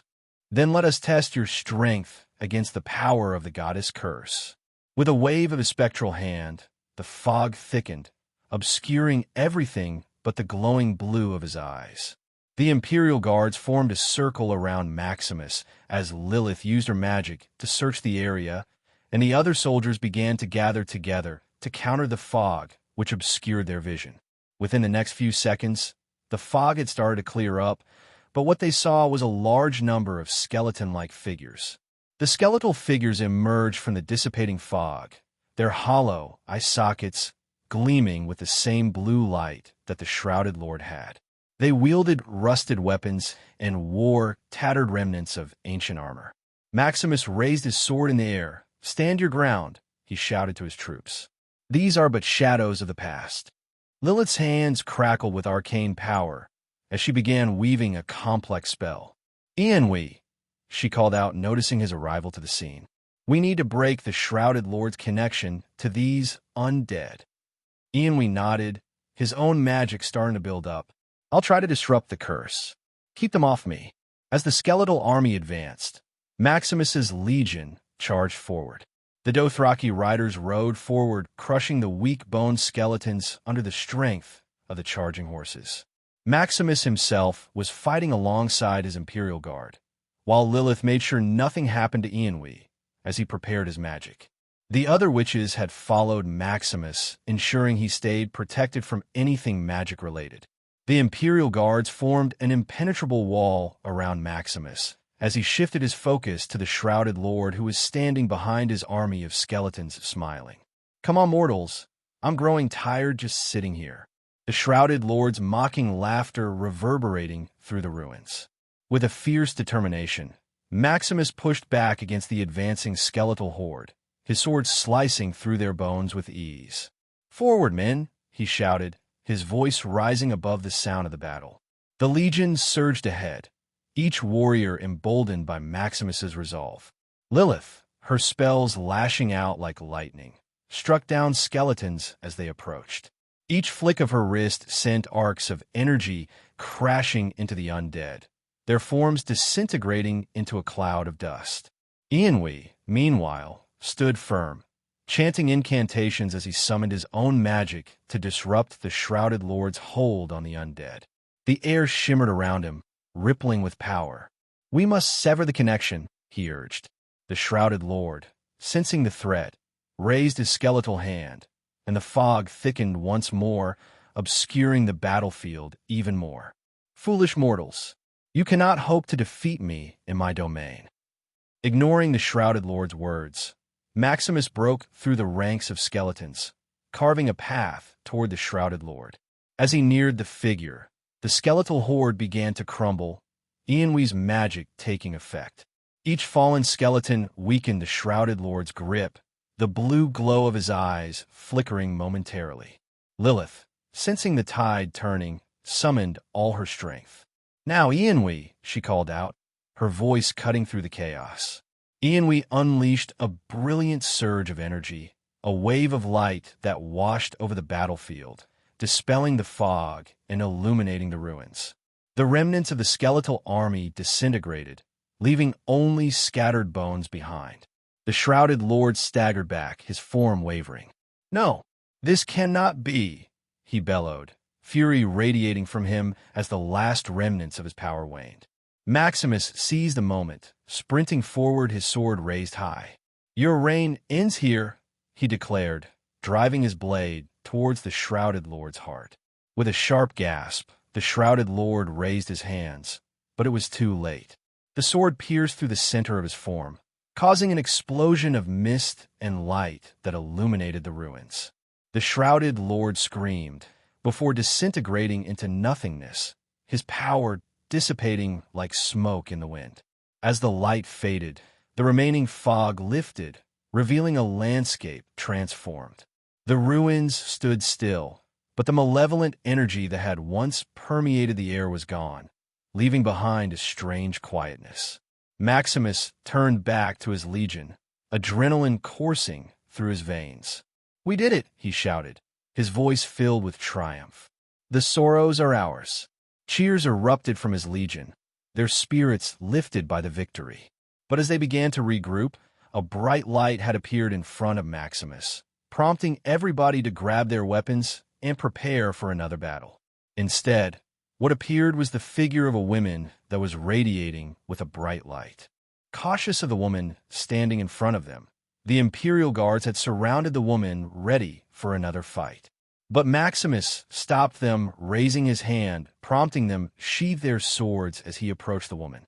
He did this because when she appeared, he got a similar feeling to his first meeting with the Great Stallion. As Maximus approached the figure, he felt a very strong energy that was slowly building up. The woman's features were ethereal, her eyes shining a bright green color, which reflected the green dress that she was wearing. She smiled softly at Maximus, her voice melodious as she spoke. "Greetings, Maximus of the Imperial Union. I am Reuner, the goddess of these lands. It's an honor to meet you, Goddess Reuner. I hope we haven't disrespected you by trespassing on these lands." Reuner's smile widened. "Far from it, Maximus. You have done these lands a great service by banishing the Shrouded Lord. His presence was a corruption, a remnant of an ancient curse that has plagued this region for far too long." She gestured around them, and as she did, the landscape seemed to change. The crumbling ruins began to repair themselves, moss and vines retreating, stones realigning. The murky waters of the river cleared, revealing sparkling depths filled with life. "The Sorrows were once a place of great beauty and prosperity," Reuner continued. "With the Shrouded Lord's defeat, they can be so again. But they require a worthy steward." Her gaze fixed on Maximus. "You have proven your strength and valor, Maximus of the Imperial Union. Would you take up this mantle? Would you restore these lands to their former glory?" "I would be honored to become the steward of these lands and restore them to a sense of beauty and prosperity," answered Maximus. Taking up the stewardship of these lands didn't need time to think it over. Plus, it would complete his mission so naturally he would accept. Reuner's smile brightened. "Then it shall be so," she declared, as she walked up to him. "I bestow upon you the blessing of the Reuner. May it guide you in your stewardship of these lands." Standing almost face to face with him, she planted a kiss on his forehead, causing a green light to envelope Maximus. He began to feel a connection to the land around him, as if he could sense every blade of grass, every drop of water in the river. "With this blessing," Reuner continued, "you will have the power to nurture and protect these lands. The waters will bend to your will, and the earth will respond to your touch. Use this gift wisely, Maximus." As the goddess spoke, the landscape continued to transform. The ruins of the Sorrows were rapidly rebuilding themselves, stone by stone, until they stood proud and gleaming in the sunlight that had broken through the dissipating mist. The river ran clear and swift, teeming with fish, and the surrounding land turned into a vibrant greenery. Everybody, Maximus and his entire legion, watched in awe at what was happening around them. For Maximus, he had a system that could possibly do an infinite number of things, so something like this wouldn't really surprise him.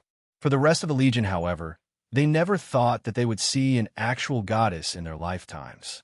And the fact that the goddess had blessed Maximus only increased their faith in him even more. Reuner's form began to fade, her voice echoing as she spoke her final words. "Remember, Maximus, the fate of these lands now rests in your hands. I shall be watching." As the goddess disappeared, Maximus turned to face his awestruck legion. The transformation of the landscape was complete, The once desolate sorrows, now a vision of beauty and vitality. The soldiers knelt before him, their faces a mixture of reverence and wonder. Ianwe was the first to speak. "My lord, we have witnessed a miracle today. What are your orders?" Maximus took a deep breath, feeling the power of the land coursing through him. He could sense the potential of this place, the possibilities that lay before them. "Rise, my friends," he said. "We have much work to do." He began to walk through the newly restored city, his mind already formulating plans. "Ianwe, I want you to send word to Olerin. Tell him to dispatch stonemasons and carpenters alongside 10,000 builders. We'll need their skills to fully restore and populate this city." Lilith fell in a step beside him. "What do you envision for this place, Your Excellency?" she asked, her eyes scanning the transformed landscape. Maximus paused, taking in the structures and lush greenery around them.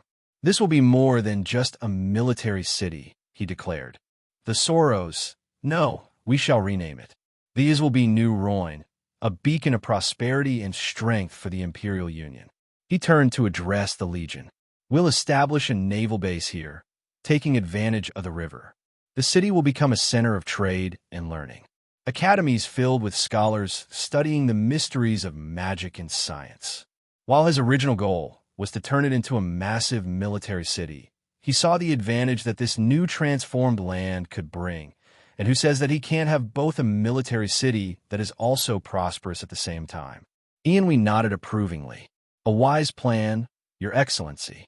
The strategic location will allow us to project power throughout the region." "Indeed," Maximus agreed, "but it will also serve as a symbol of rebirth and hope. The curse that plagued these lands for so long has been lifted. Now we have the opportunity to create something truly magnificent." He began issuing orders rapidly, his mind racing with possibilities.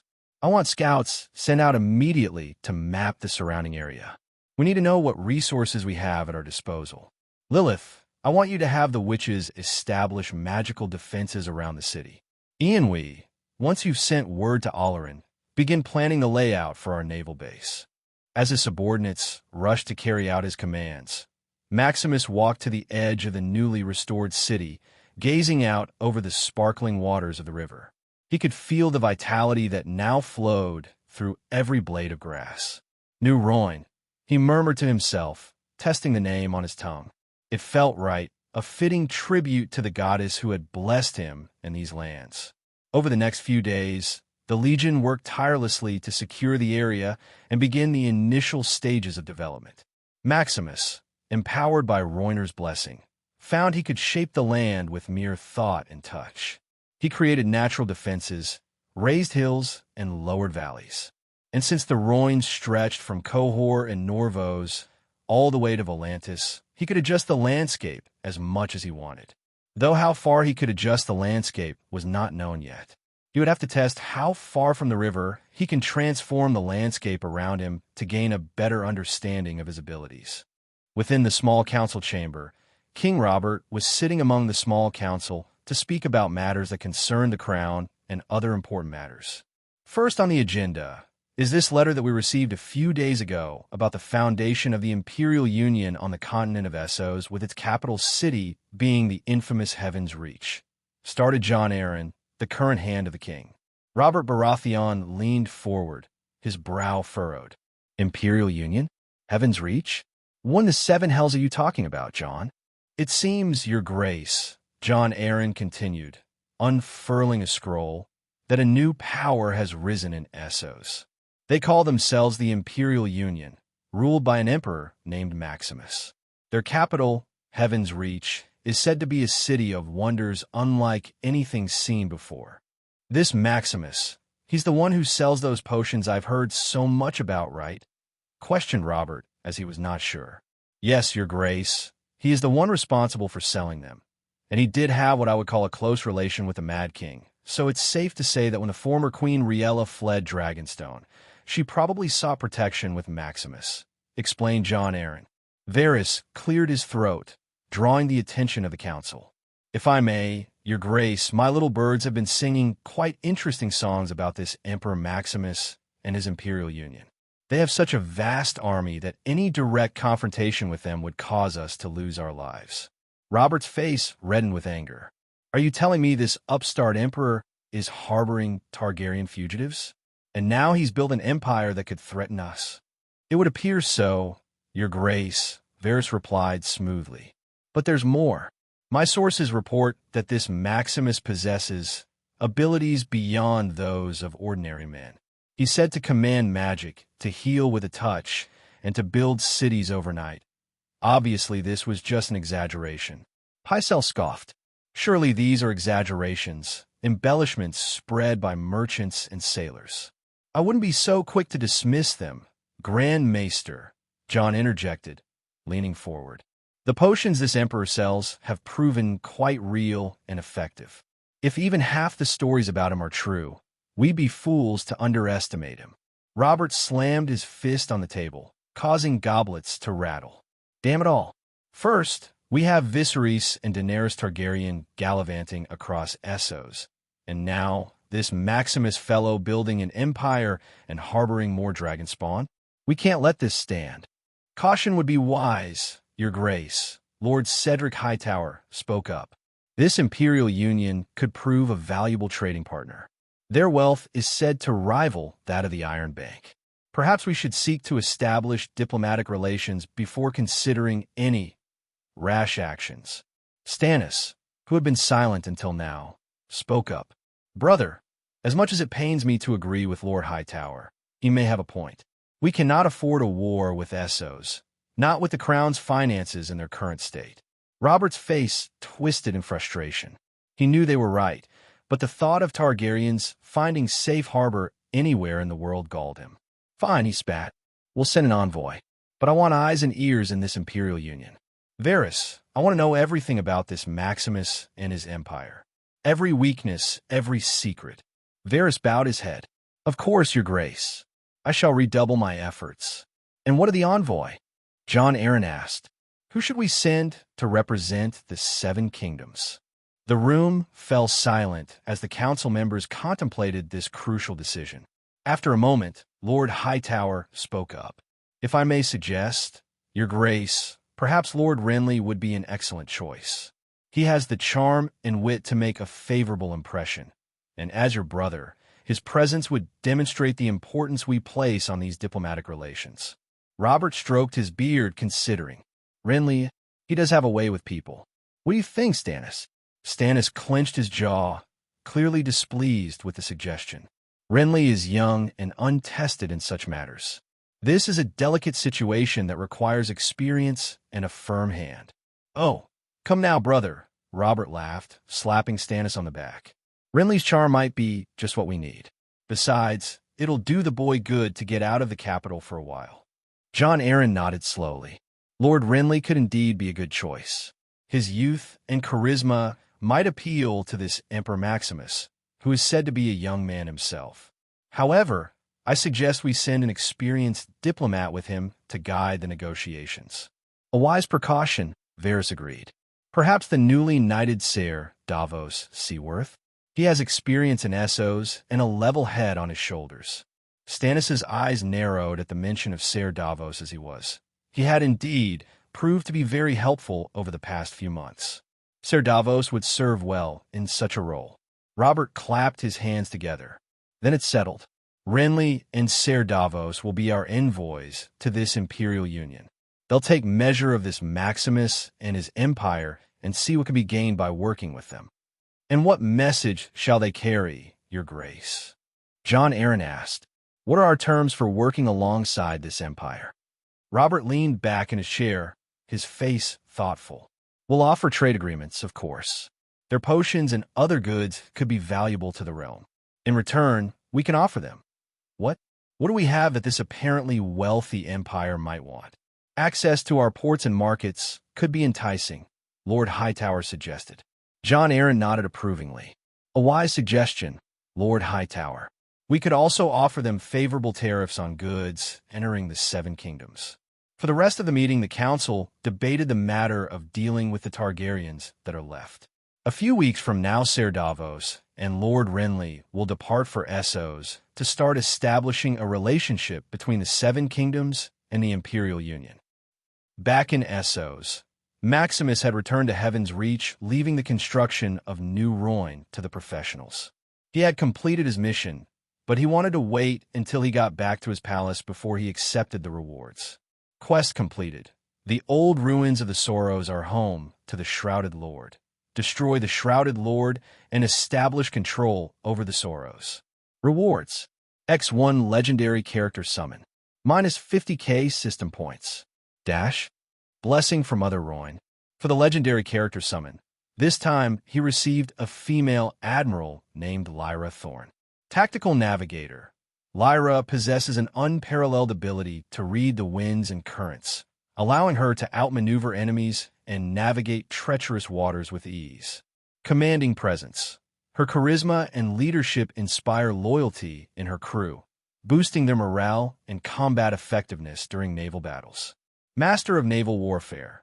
Lyra is a brilliant strategist, able to devise complex battle plans and adapt them on the fly, turning the tide of battle in her favor. Stormcaller. With a deep connection to the sea, she can influence weather patterns, summoning storms to shield her fleet or hinder her enemy's ships. Dual-wielding expert. In addition to her naval prowess, she is skilled in hand-to-hand combat, wielding two swords with deadly precision, making her formidable in boarding actions. The legendary character summon had yielded an impressive naval commander in Admiral Lyra Thorne, whose skills would undoubtedly prove invaluable in the expansion and protection of the Imperial Union's growing naval power.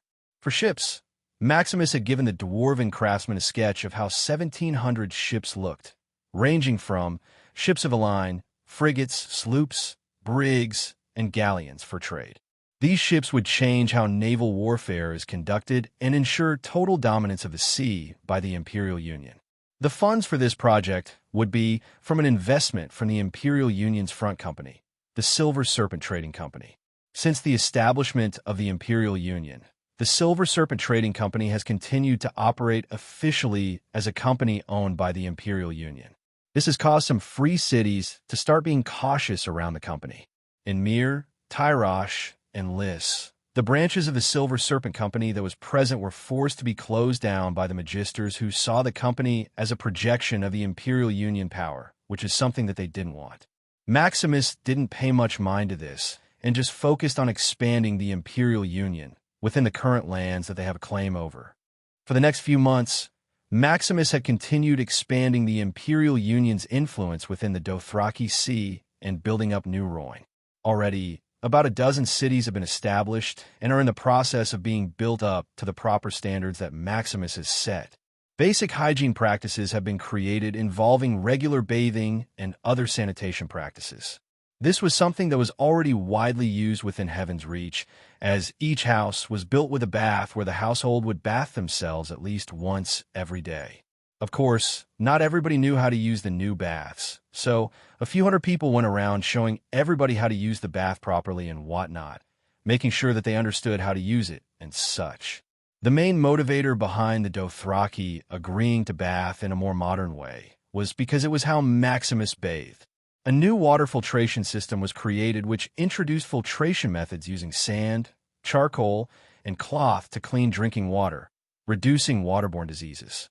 New agricultural innovations which implemented crop rotation and companion planting techniques to improve soil health and yield. Introduce drought-resistant crops to sustain populations during dry seasons. A new warhorse breeding system, which specifically was designed to breed and create powerful warhorses for the Dothraki riders, as well as any other cavalry unit to use without having to spend system points. And while magic is a widely used concept within the Imperial Union, it's not something that they can simply use everywhere at once. So new surgical tools were invented to be able to heal wounds sustained from the everyday work life of the average person. Guilds were established to regulate trades, provide training, and ensure quality could foster economic stability and skill development. A new bank called the Union Bank was set up, which established a central currency called Union coins that would be used empire-wide from now on. The bank was directly set up to rival that of the Iron Bank, which would take years, possibly decades, considering how long the Iron Bank has been around. The people believed that anything Maximus said and did was an extension of what the Great Stallion would want. As the Imperial Union continued to grow and prosper, word of its wonders spread far and wide. Merchants and travelers returning from Essos spoke of gleaming cities, of miraculous healing potions, and of a young emperor with incredible powers. However, not everything was sunshine and rainbows. During these few months, slave traders from Slavers Bay had come to Heaven's Reach seeking to sell some slaves to the Imperial Union, which they thought would be a very profitable business considering the rise of the Imperial Union as the new regional power. But when they entered the city, their slave carts were seized and the slavers thrown in prison. Unknown to them, slavery was banned within the borders of the Imperial Union, and under imperial law, any slavers caught within their borders are to be detained and the slaves placed under their protection. The slavers' imprisonment and the freeing of their captives sent shockwaves through the region. Word spread quickly of the Imperial Union's stance on slavery, causing alarm among the slave-trading cities of Slavers Bay and Volantis. In Astapor, the good masters convened an emergency meeting. "This upstart emperor threatens our very way of life," one of them shouted, pounding his fist on the table. "If he continues to free slaves and spread his influence, our economy will crumble. We must take action," another agreed. "Perhaps we should send a delegation to this Maximus to negotiate." In Yunkai, the wise masters were equally concerned.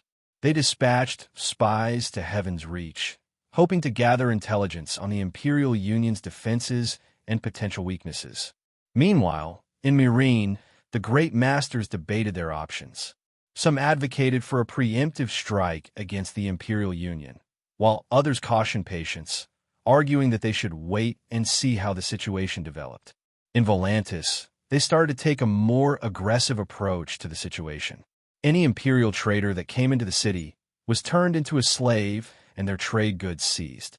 The elected rulers of Volantis, called the Triarch, had bought the support of the Temple of the Lord of Light, hoping to use their strange abilities in spying on and undermining the Imperial Union. Maximus had restricted merchants from going to Volantis or any of the free cities for that matter, and had Faraday to keep a close watch on their new adversaries and to report on any hostile movements they took. As a few more months passed, the year 286 AC had arrived, and things were about to change in Essos. The negotiations between Astapor and the Imperial Union had failed as Maximus refused to negotiate with slavers. As a result of this, Astapor Yunkai and Meereen had formed an alliance called the Council of the Three Cities. Over the months, they had built up a combined navy led by shipmaster Colleen Tidebreaker and a massive army consisting mostly of slaves, led by 3 selected generals from each city. General Kalen of Astapor, General Tamsin of Meereen, and General Roderick of Yunkai. Nearing the end of the year, the Council of the Three Cities had launched their plan to take over Heaven's Reach and enslave the entire population. They marched off with 60,000 men and 600 ships. The army would be transported by sea to speed up their invasion. They would sail through the Roine River entrance, which connected to the open sea, and sail right up the river towards New Roine, which would be their first target. Volantis had already agreed to allow the ships through and even wanted to provide them with 20,000 of their own soldiers to help in the war in exchange for getting a percentage of the people that would be enslaved. The Council of the Three Cities agreed, and thus they set off to war against the Imperial Union. Faraday had already reported what was happening to Maximus and had planned to take out the members of the Council of the Three Cities as well as the slave masters, once the ships and army departed. In the meantime, Maximus had prepared an ambush for the Alliance fleet by setting up soldiers and the recently created cannons along the bank of the Roine River leading up to New Roine. Once they were close enough, he would block off their escape route by razing the land to ground the ships and then destroy the army.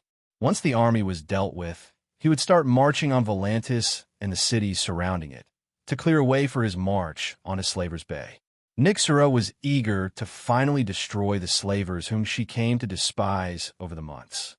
This would be the beginning of the war against the chains. On the Roine River, The Three Cities fleet was slowly sailing through the narrow passage, getting ever so close to New Royn. The fleet's progress was slow and cautious as they navigated the winding river. General Kalen stood at the bow of the lead ship, his eyes scanning the shoreline for any signs of enemy troops. So far, they had encountered nothing but the occasional horse or other animals roaming around. "This is too easy," he muttered to himself. "Where are their defenses?" Beside him, Shipmaster Colleen Tiebreaker nodded in agreement. "I don't like it either. This Maximus has managed to conquer the Dothraki and beat all the other calls. He won't just allow us to sail through the Royn uncontested." As if on cue, a loud crack echoed across the water, followed by a plume of smoke rising from the shore. The first cannonball shot out, splashing down just shy of the lead ship, sending waves crashing against its hull. Startled, Kalen and Colleen exchanged alarmed glances. "Ambush!" Kalen shouted, rallying his men. "Prepare for battle." As the fleet scrambled to respond, the shoreline erupted with cannon fire. The Uruk-hai Legion, which was now combined into one massive legion of 10,000 Uruk-hai, had been lying in wait for the Three Cities fleet for the past few hours alongside two Dothraki legions. Once they saw the fleet, they waited a little, drawing the fleet in before they opened fire. The riverbank on both sides had erupted with cannon fire, giving the enemy fleet no time to react. "Reload! Aim for the masts!" commanded the Uruk-hai commander. "We must ground them before they can escape." The cannons were quickly reloaded, and another volley was released which tore through the lead ships, splintering wood and sending men screaming into the water. The chaos on the river intensified as the cannon fire continued to rain down. Ships that had once appeared formidable were quickly reduced to floating wrecks, their masts falling like dominoes under the relentless barrage. "Get those sails up! We need to maneuver!" Colleen yelled, but the confusion among his men was palpable. Many were still trying to comprehend the sheer scale of the ambush. General Kalen, trying to maintain order, barked commands to his crew, but the horror of the scene around him drowned out any sense of strategy. The fleet had moved to shorelines to disembark all the men they were carrying, while a few ships used their own catapults to return fire. As the fleet was getting decimated, those who managed to jump in the river before their ship was destroyed had managed to swim towards the shore for what they thought would be safety, but instead they were met with Dothraki soldiers who dragged them from the shore and killed them without mercy. Shipmaster Colleen was trying to order a retreat, but turning hundreds of ships around would take time, since first, word needed to be passed throughout the fleet that to turn around, then they would need to actually turn around within the narrow river, all while avoiding cannon fire, which was impossible. "Roderick!" Kalen shouted, trying to locate the general from Yunkai amidst the turmoil. "We need to regroup, get everyone on the same page. We can't afford to scatter." General Roderick appeared at the helm of another ship, his face pale as he surveyed the destruction. "We're losing too many," he yelled back. "We need to abandon ship and make for the shore while we can. This isn't a battle we can win on the sea." "Then we fight," Kalen insisted, his voice filled with frustration. "We can't show weakness now." As the cannons continued to fire, a massive splintering sound erupted from one of the ships. A cannonball struck near the hull, tearing through wood and sending splinters flying. The ship began to sink, water flooding in as screams filled the air. "Everyone off! Now!" Colleen shouted. His voice cut through the panic, and some men began to leap into the water, desperately swimming toward what they hoped would be safety. From the sky, Maximus, who was riding atop Nixera, had swooped down and unleashed a devastating attack across the remaining ships of the Three Cities fleet. The fire spread rapidly across the wooden vessels, turning them into floating infernos. Men screamed in agony as they were engulfed in flames, their bodies plummeting into the river in desperate attempts to extinguish the fire. "By the gods," General Tamsin of Meereen gasped, watching the dragon's destructive power from his position on one of the few remaining intact ships. "Is that a dragon?" questioned Tamsin. It may not be believable, but the evidence was right there in his face. "We never stood a chance. was the final thing he said before another wave of dragon fire had engulfed General Tamsin's ship, his final words lost in the roar of the flames. The once mighty fleet of the three cities was now a burning, sinking wreck strewn across the Rhine. Screams of the dying mixed with the crackling of flames and the hiss of steam as burning timbers fell into the river. From his vantage point atop Nixera, Maximus surveyed the carnage below. The ambush had been a resounding success, but he knew the war was far from over. Landing within the Imperial camp, Maximus was met with a wave of cheers as they had just defeated the enemy which dared to invade their lands. "This victory," he proclaimed, "is but the first step in our war against slavery. The three cities thought to enslave us, to crush our spirit. Instead, they have tasted the fire of our resolve." A roar of approval met his words. Maximus turned to the Uruk-hai commander, who stood nearby. "What are our losses?" "Minimal, Your Excellency," the commander reported. "The cannons proved quite effective. We caught them completely off guard." "And the prisoners?" Maximus asked, as he was sure a few thousand of them had managed to make it to the shore. "We've captured several hundred as of now, including some of their leadership. General Kalen of Astapor is among them. But we expect maybe a few thousand more once we get the reports from the other commanders." "Good," Maximus said. "Once you get the full count, escort them to the prison and let the men celebrate once you're back in Heaven's Reach." The Uruk-hai commander nodded before marching off to gather the final reports. Maximus turned his attention to the smoldering remains of the enemy fleet, still visible from the riverbank. The water was littered with debris and bodies which they would need to clear if they wanted their own ships to sail through the river. Already, Alexander was marching with 60,000 men from Heaven's Reach and would arrive in a few days. Once they get here, then they will march on Selharies of Volantine town, which is under the influence by Volantis. After Selharies, then they will march on Valisar and Volanares, then on to Volantis to fully take control of the region and give them a direct path to Slaver's Bay. Once Alexander arrived, Maximus together with Nixera and Lilith had started their march down the river towards Selharies. There were no casualties on the Imperial side from the Battle of the Rhine River, but for the three cities, more than 20,000 people were killed, most from drowning, while the rest were killed in the fiery onslaught from Nixera. The River Rhine was a graveyard of charred ships and floating bodies. Some of the Imperial soldiers started calling the river the Charred River. The march to Selharies took 5 days of traveling before they arrived at the town, which stood across the river for where they arrived.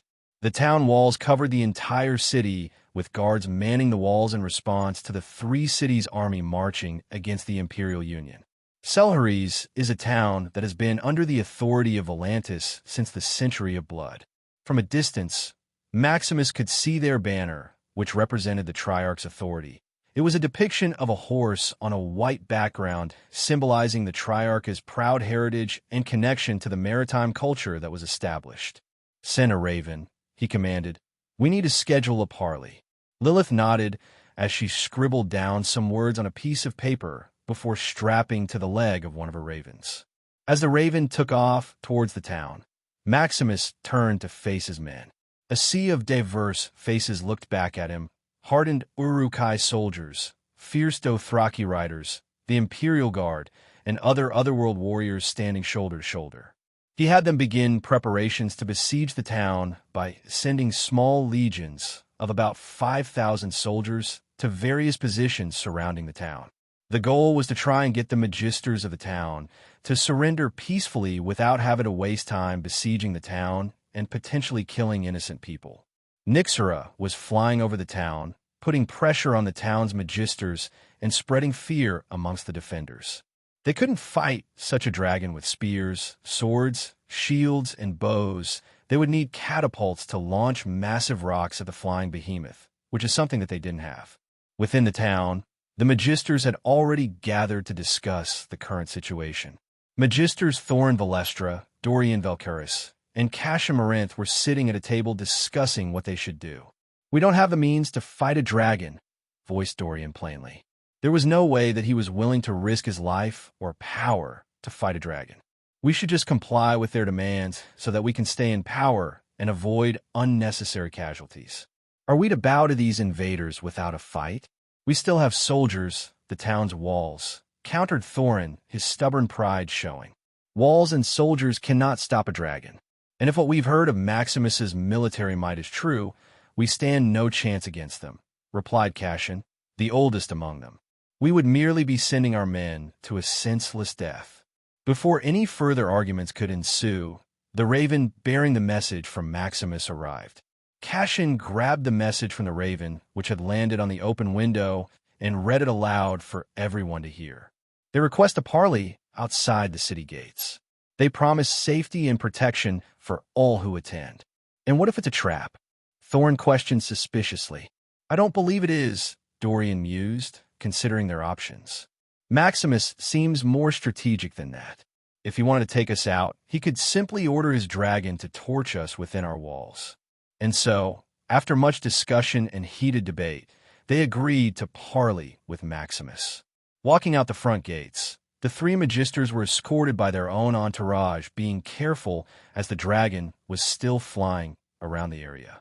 As they neared the camp of the Imperial Union, they were met with an organized and well-formed army, which seemed to breathe discipline and force. At the center, Maximus stood surrounded by his Imperial Guard. His face was serious as he beckoned for the magisters to approach. As they approached, Nyxera had come and landed directly behind Maximus. The soldiers below had made room for her, repositioning themselves to give Nyxera room. This was one of the things that was taught during their training, since dragons and other flying creatures would become a common thing within the Imperial Union. The magisters couldn't help but shudder in fear before such a majestic creature. Maximus walked forward to meet them, followed by Lilith, whom the magisters were curious about. Greetings, magisters of Selharies. Maximus' voice echoed strongly over the field. I believe we are all aware of why we are here. We are, replied Cashin, stepping forward and taking up the role as spokesperson for his fellow magisters. We will fight you. Thorin quickly stepped forward to interrupt, but was quickly pulled back by Cashin. Let us discuss terms peacefully, retorted Cashin sharply before turning back to Maximus. We wish to avoid unnecessary bloodshed. Maximus looked at him with a thoughtful gaze, understanding that Cashin was probably the most reasonable out of the three. Understandable. I'm glad you've come to your senses. If you agree to give up your authority to the Imperial Union and release all slaves, then I will not seize your assets and allow you to live, if you follow the laws of the Imperial Union and forget the practice of slavery. There was a shocked silence from the three magisters. They had expected many things: to be killed, exiled, or even made slaves, but not to be allowed to retain their assets only by stopping the practice of slavery. If that's all they had to do, then they were more than willing to do it. Except for Thorin, whose main source of income was selling slaves in Volantis. Unlike Cashin, whose main income was from trading luxury items, or Dorian, who had trade caravans going to other cities, Thorin sold slaves by the hundreds each month, which brought in a lot of profit. Are you suggesting that we starve? Thorin stated, fists clenched. How do you expect us to thrive without our workers? Maximus's gaze turned towards the outraged magister before he responded calmly. I'm offering you an opportunity to adapt. There are other ways to prosper without the abhorrent practice of slavery. In my empire, everyone has a chance to grow and excel based on their abilities and hard work. Cashin spoke again, his voice weary but firm. We accept your terms on behalf of Selharies, he said, ignoring Thorin's furious glare. It will be difficult, but we will adapt and survive. Seeing he was ignored, Thorin lashed out again. Cashin, I will not allow this to happen, he yelled as he pulled out a small dagger and aimed it at Cashin. But as he was mid-swing, his body had frozen in place. Cashin and Dorian had looked at Thorin in both shock, because he was frozen in place, but also confusion as to what was going on. Lilith, who was standing beside Maximus, had walked forward past the magister's guards and stood directly in front of Thorin. A few seconds later, Thorin's body started to sink into the ground before it was consumed entirely, leaving the other two magisters shocked. Now that we've removed the dissenting voice, may we proceed? Lilith asked, her soft voice laced with traces of an icy threat. Cassian and Dorian could only nod in agreement.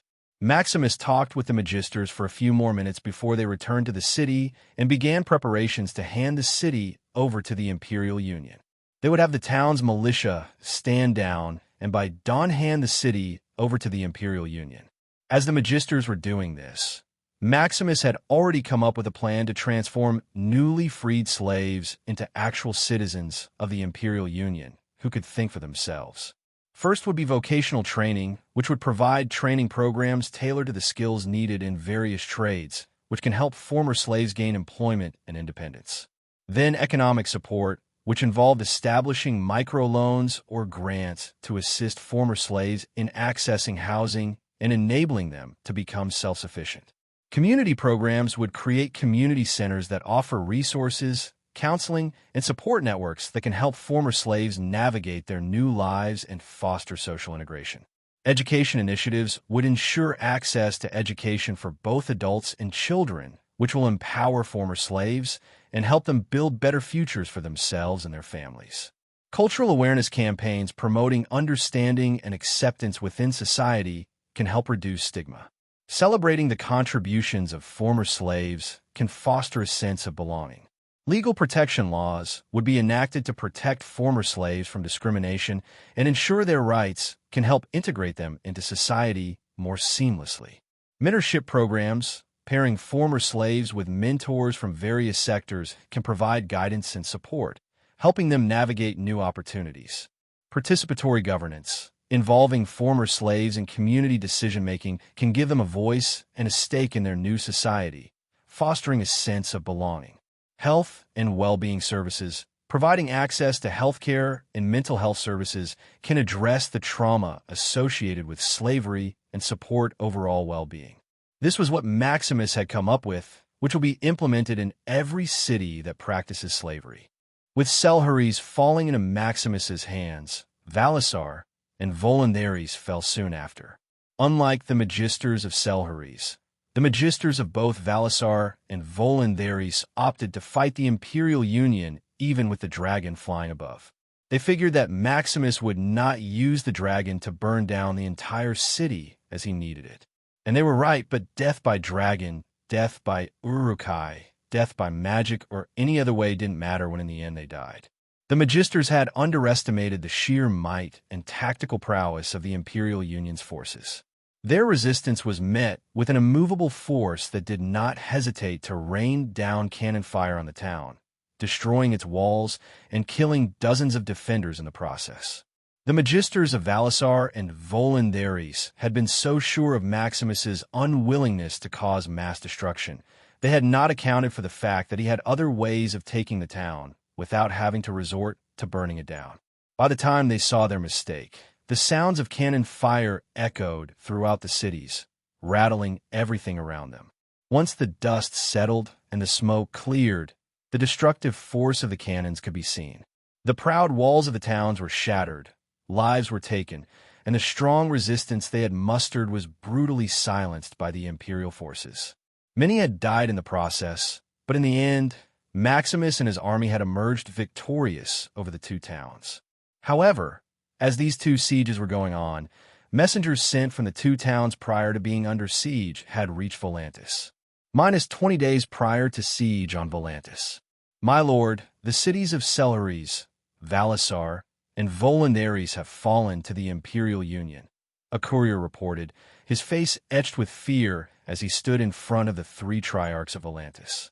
The triarchs of Volantis exchanged uneasy glances. For the Imperial Union to take down 3 cities within a span of 2 months was concerning, and it made clear what their intentions were.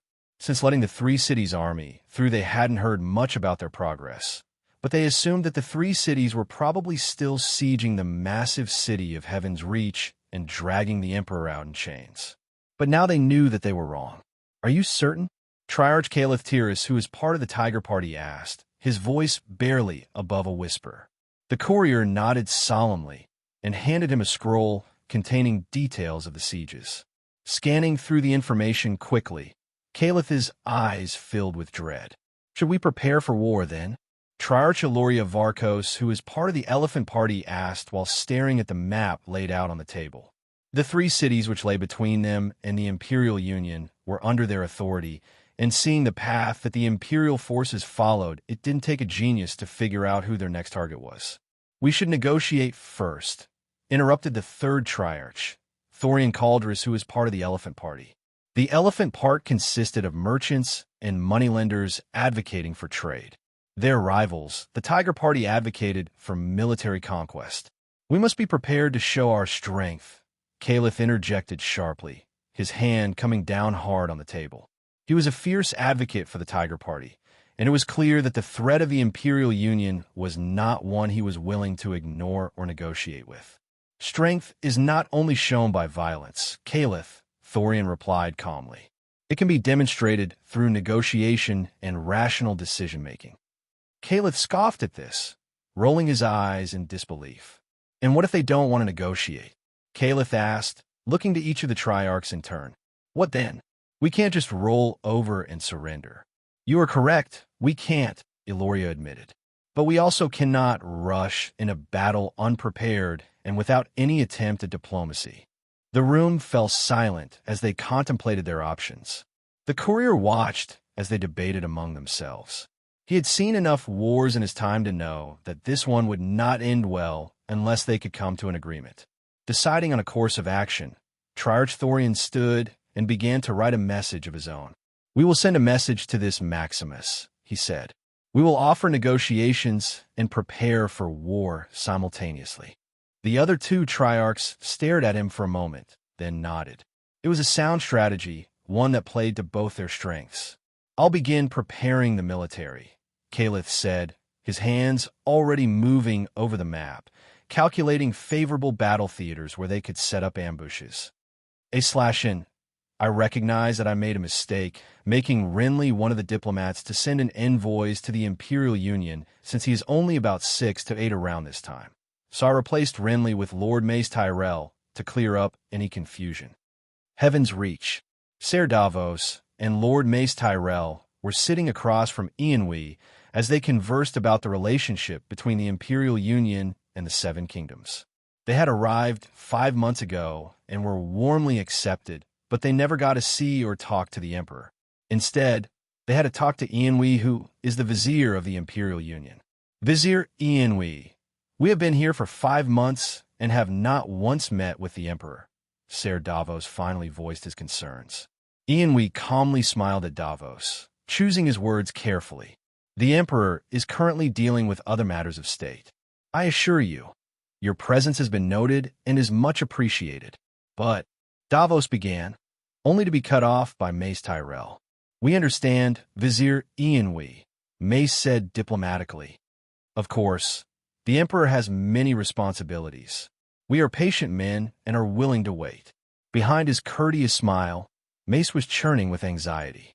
It was clear that they were being kept at arm's length for some reason. But why? What was it that the Emperor wanted from them?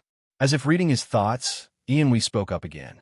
"For now, the Emperor values a good relationship with the Seven Kingdoms." The words comforted Mace Tyrell, yet they were not enough to fully ease his anxious mind. "And we value a good relationship with the Emperor and the Imperial Union," he affirmed cautiously. Ianwe nodded appreciatively, while in his mind, he was thinking of how to use the two lords. "That's good to hear. I believe that the Seven Kingdoms and our Imperial Union can achieve great things together." Ser Davos raised an eyebrow at the statement, looking at Ianwe shrewdly. He knew when he was being flattered, but it was hard to tell what the man's real intentions were. "Indeed," Mace said in agreement, though his voice held a note of uncertainty. What exactly would those great things entail? They already had a trade agreement between the Imperial Union and Seven Kingdoms, with Bravos acting as a third party to allow good from the Imperial Union to be stored and shipped to the Seven Kingdoms from their ports. It was a mutually beneficial agreement for Bravos, where they would receive a part of the income while also getting more merchants coming to their ports, increasing their profits. But now they wanted to see the Emperor and speak with him, as their initial mission was to learn more about this Maximus and his empire, and see what they could gain by working with them. So far, they had only seen how great the imperial capital Heaven's Reach were, which is why the trade agreement was signed. But they have yet to speak with Maximus to see what type of person he was. Waking up in his tent, Maximus sat up and wiped his eyes as he stretched his arm above his head. Wearing a simple tunic, he glanced towards the maps and scrolls scattered across his makeshift desk, all marked with the latest reports from scouts and the Legion commanders. His gaze rested on the map of Volantis, the city that was soon to become the newest addition to his empire and also the bloodiest battle of the war so far. They would take a lot of casualties from this battle, since unlike the other towns, Volantis is a proper city with a defense force, and it was the seat of the Triarchs. The Tigers were a force to be reckoned with because of their military might and the rigorous training that they go through. Volantis was well defended, its city walls filled with Tiger warriors ready to defend their homeland to the death. An attack on this city wasn't something that could be decided lightly. Maximus let out a sigh, rubbing his temples as he thought about the upcoming battle. They had already made it this far. Now all they needed to do was conquer Volantis and open up the path towards Slaver's Bay. His thoughts turned to the Triarch's message that had been delivered to him a day ago. An offer for negotiations, but Maximus knew better than anyone that those so-called negotiations would be filled with threats and subtle power plays, a different kind of battlefield. And his stance on slavery was clear. Shadow End agents had already informed him what was going on within the walls of Volantis. The Tigers were giving weapons to slaves and forcing them to fight. The slaves, most of which were born into it, mostly just followed the orders of their masters, afraid to speak up for fear of punishment or even death. This type of situation was why Maximus hated the idea of slavery. Nobody should be forced into subjugation because of the circumstances of their birth. Slavery is a disease that needs to be eradicated, Maximus mumbled to himself. A few moments later, the sound of a voice interrupted his thoughts. "It's Lilith, Your Excellency," she announced as Maximus replied instantly to her, "Come in, Lilith." Walking in, Lilith removed her face mask, revealing her beautiful features and her black hair. "Your Excellency," Lilith greeted, "we have captured a priestess trying to sneak into the camp late last night. She was probably aiming for your tent." "Interesting," Maximus stated. While it was a problem that she tried to sneak in, they could use this opportunity to extract information. "Bring her in," Maximus ordered, standing up and straightening his tunic. Lilith nodded, stepping out of the tent only to return moments later, escorting a petite woman clothed in the unassuming garb of a priestess. As she was brought in, Maximus noticed that her face was not full of fear. Instead, she wore an expression of calm acceptance, her eyes filled with a certain steely resolve. She was either confident that she wasn't going to die from her actions, or she already knew the consequences of her actions. "Who are you?" Maximus asked as she was placed on her knees directly in front of him. The priestess lifted her head, her gaze unwavering as she met his eyes. "I am Callista, a red priestess from the Temple of R'hllor," she replied. Maximus observed her thoughtfully as she answered his question. The followers of R'hllor were known for their dogged devotion. If they were working against him, that could pose a small problem considering how long they have been around and their access to magic. "To when are you sneaking around my camp, Callista? Looking for somebody specific, or maybe you're just gathering information for the Triarchs of Volantis?" Maximus questioned, accusing her of maybe looking for him or working on behalf of the Triarchs of Volantis. Such a situation was possible since the both of them would want to preserve their influence within the city and resist a foreign invasion. Without hesitation, Callista answered, "I am here to see the face of a man who seeks to rid the world of slavery. I wanted to see if you are truly a liberator or just another ambitious conqueror seeking more power and wealth under the guise of justice." Her words hung in the air like an accusation, and Maximus watched as her face held an unflinching determination. Maximus understood her words, since he probably wasn't the first person to think or voice their opinion about slavery, but he was probably the first to put his words into action and actually act upon it. "Why does the Temple of R'hllor care about whether or not I actually want to liberate the slaves? Why not just work with the Triarchs to defend the city?" asked Maximus. "It's simple," the priestess responded, her eyes gleaming with a conviction Maximus hadn't expected.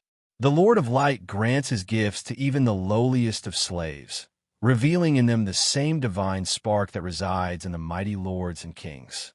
A slave is lucky to even be able to learn a trade or skill under their masters.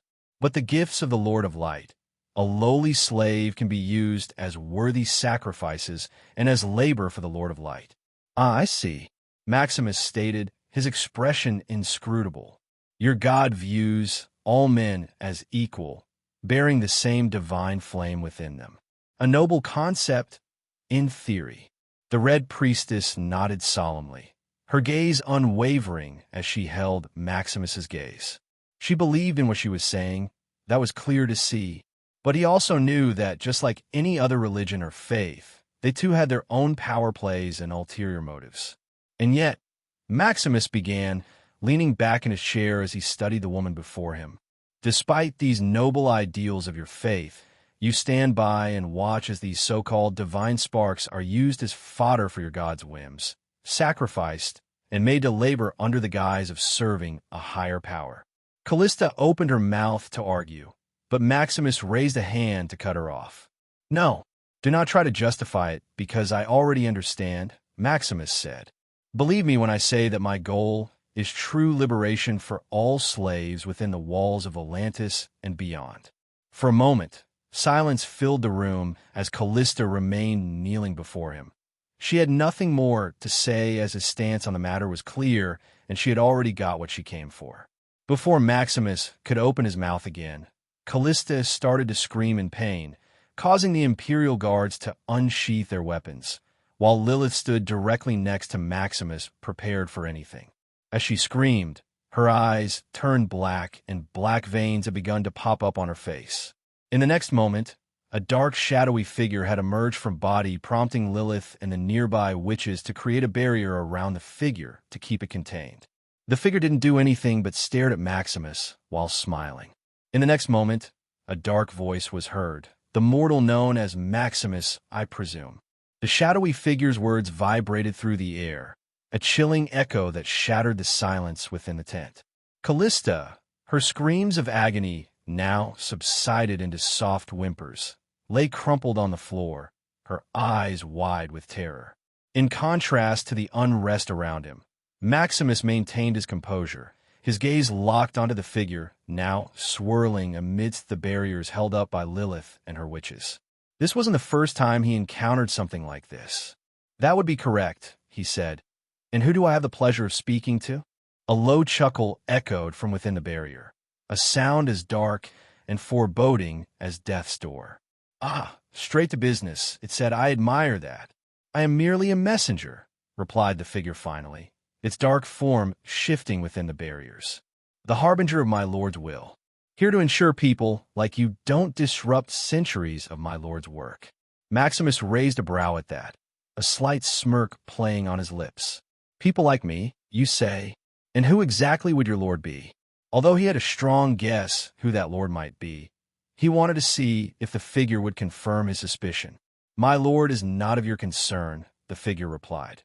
To my Lord, the concept of slavery pertains to order and hierarchy, natural elements of existence which have been present for eons.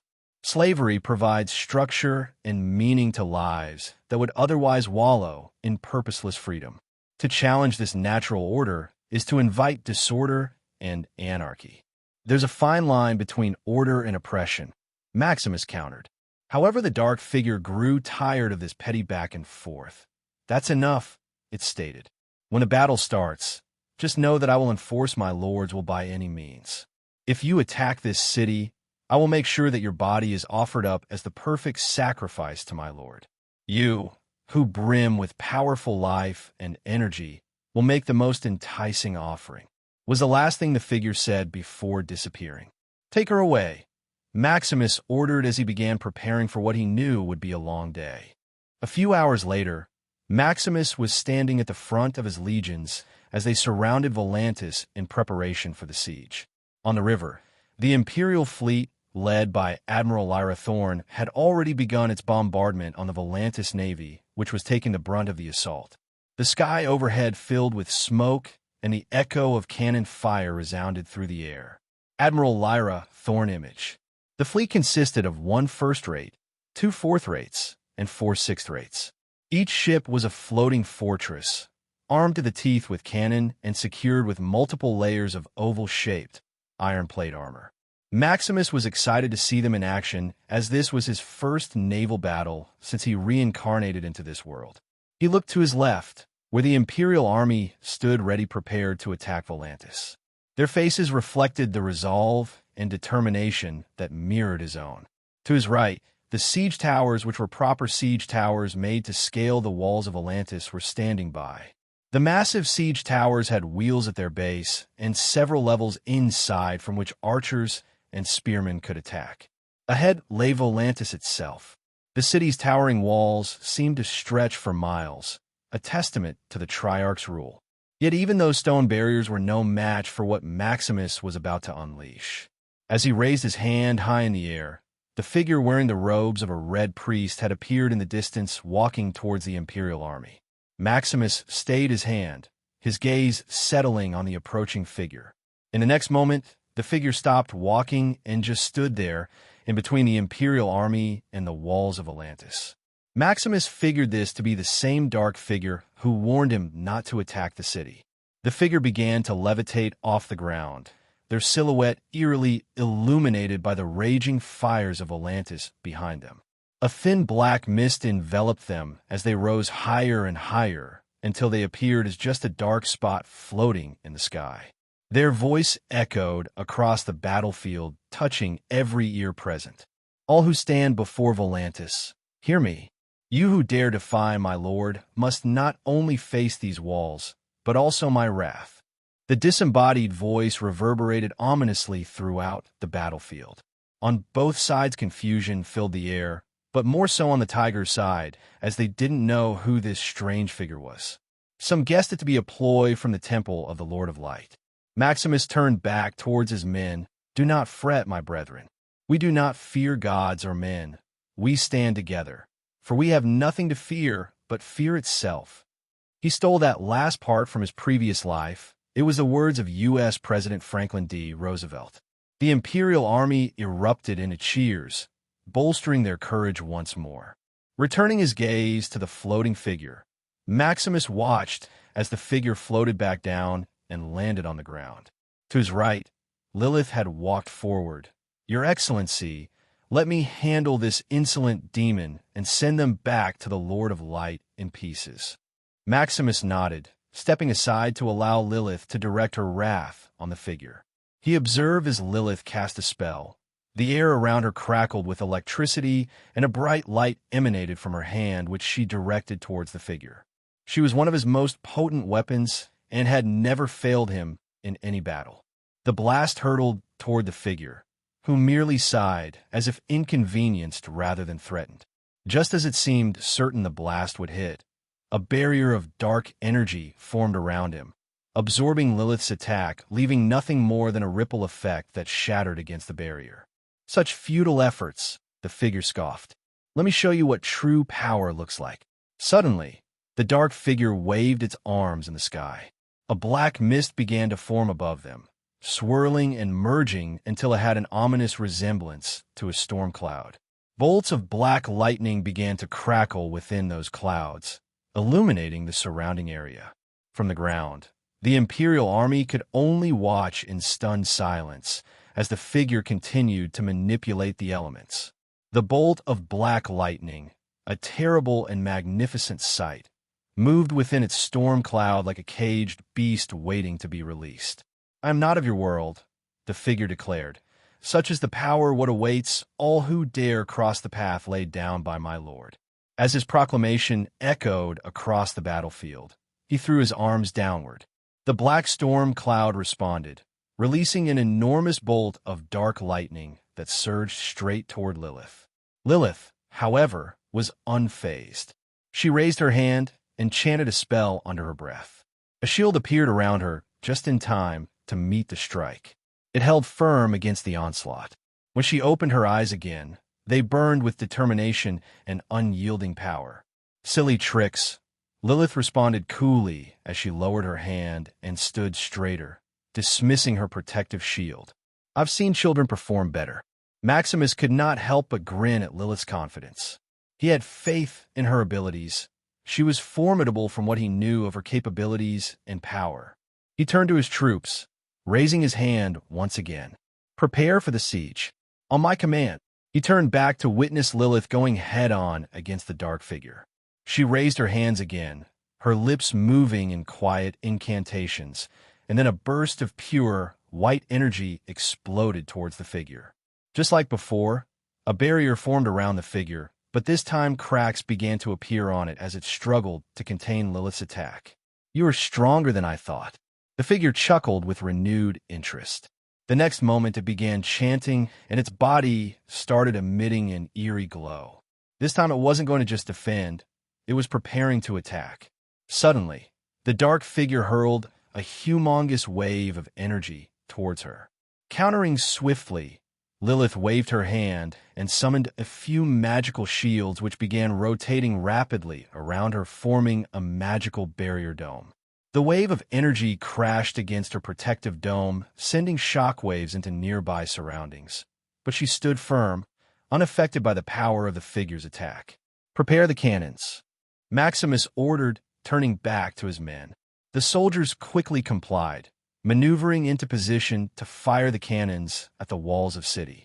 The dark figure's attack had ceased, leaving Lilith standing amidst a cloud of dust and smoke.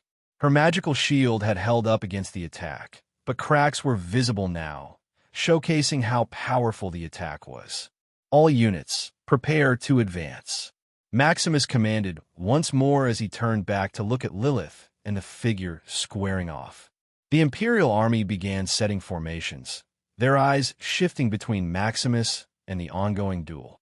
As the infantry prepared to advance, he glanced towards the river to see Admiral Thorne still fighting the last remnants of the Volantis navy.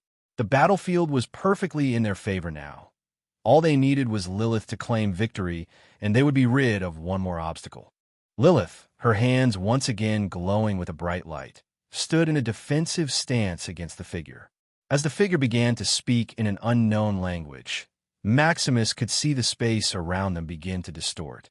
The dark figure raised its arms. Above them, a vortex of energy started to form, drawing everybody's attention. The vortex swirled, looking like it could consume everything in sight. The figure stared at Lilith with an eerie, almost sadistic smile on his face. Their duel had reached its tipping point. In response, Lilith began her counterattack. She started chanting a spell, causing fluctuations in her surrounding area. Once she was finished, the vortex of energy from the figure was already coming towards her. Before it could reach her, she vanished from where she was standing and appeared behind the figure. Sensing her behind him, the figure turned around to see her standing behind him. But before he could react, she released an attack, binding the figure in its place.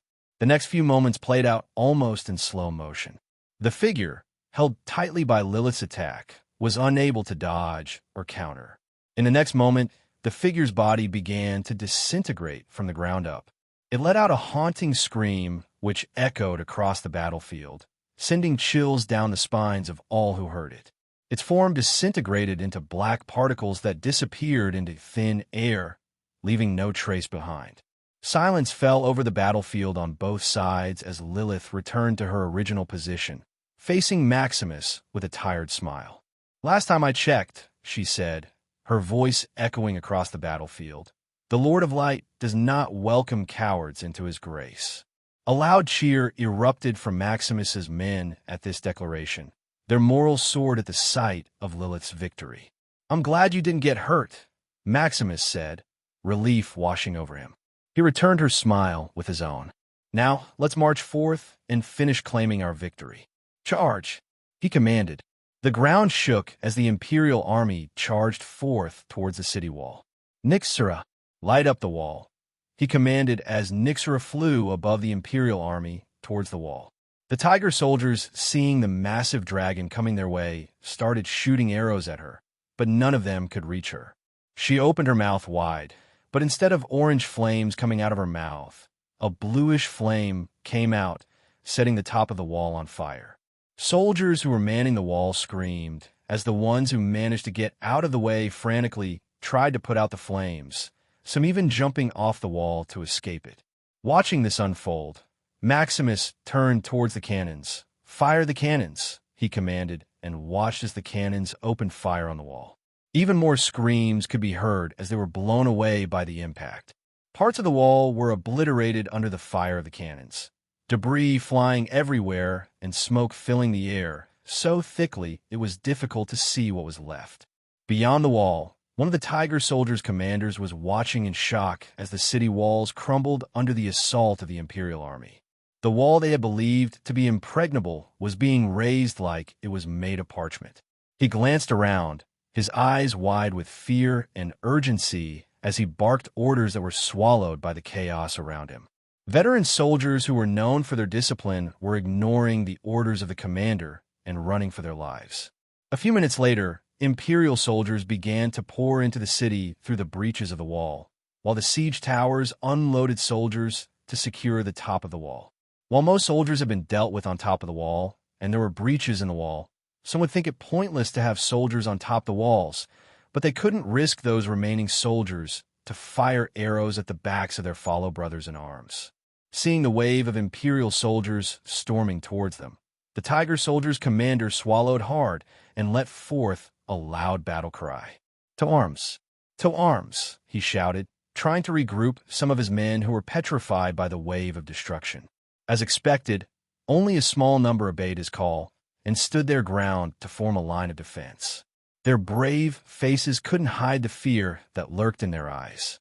But against the large horde of Uruk-hai soldiers charging at them, they stood no chance. "What are those?" said the Tiger Commander out loud.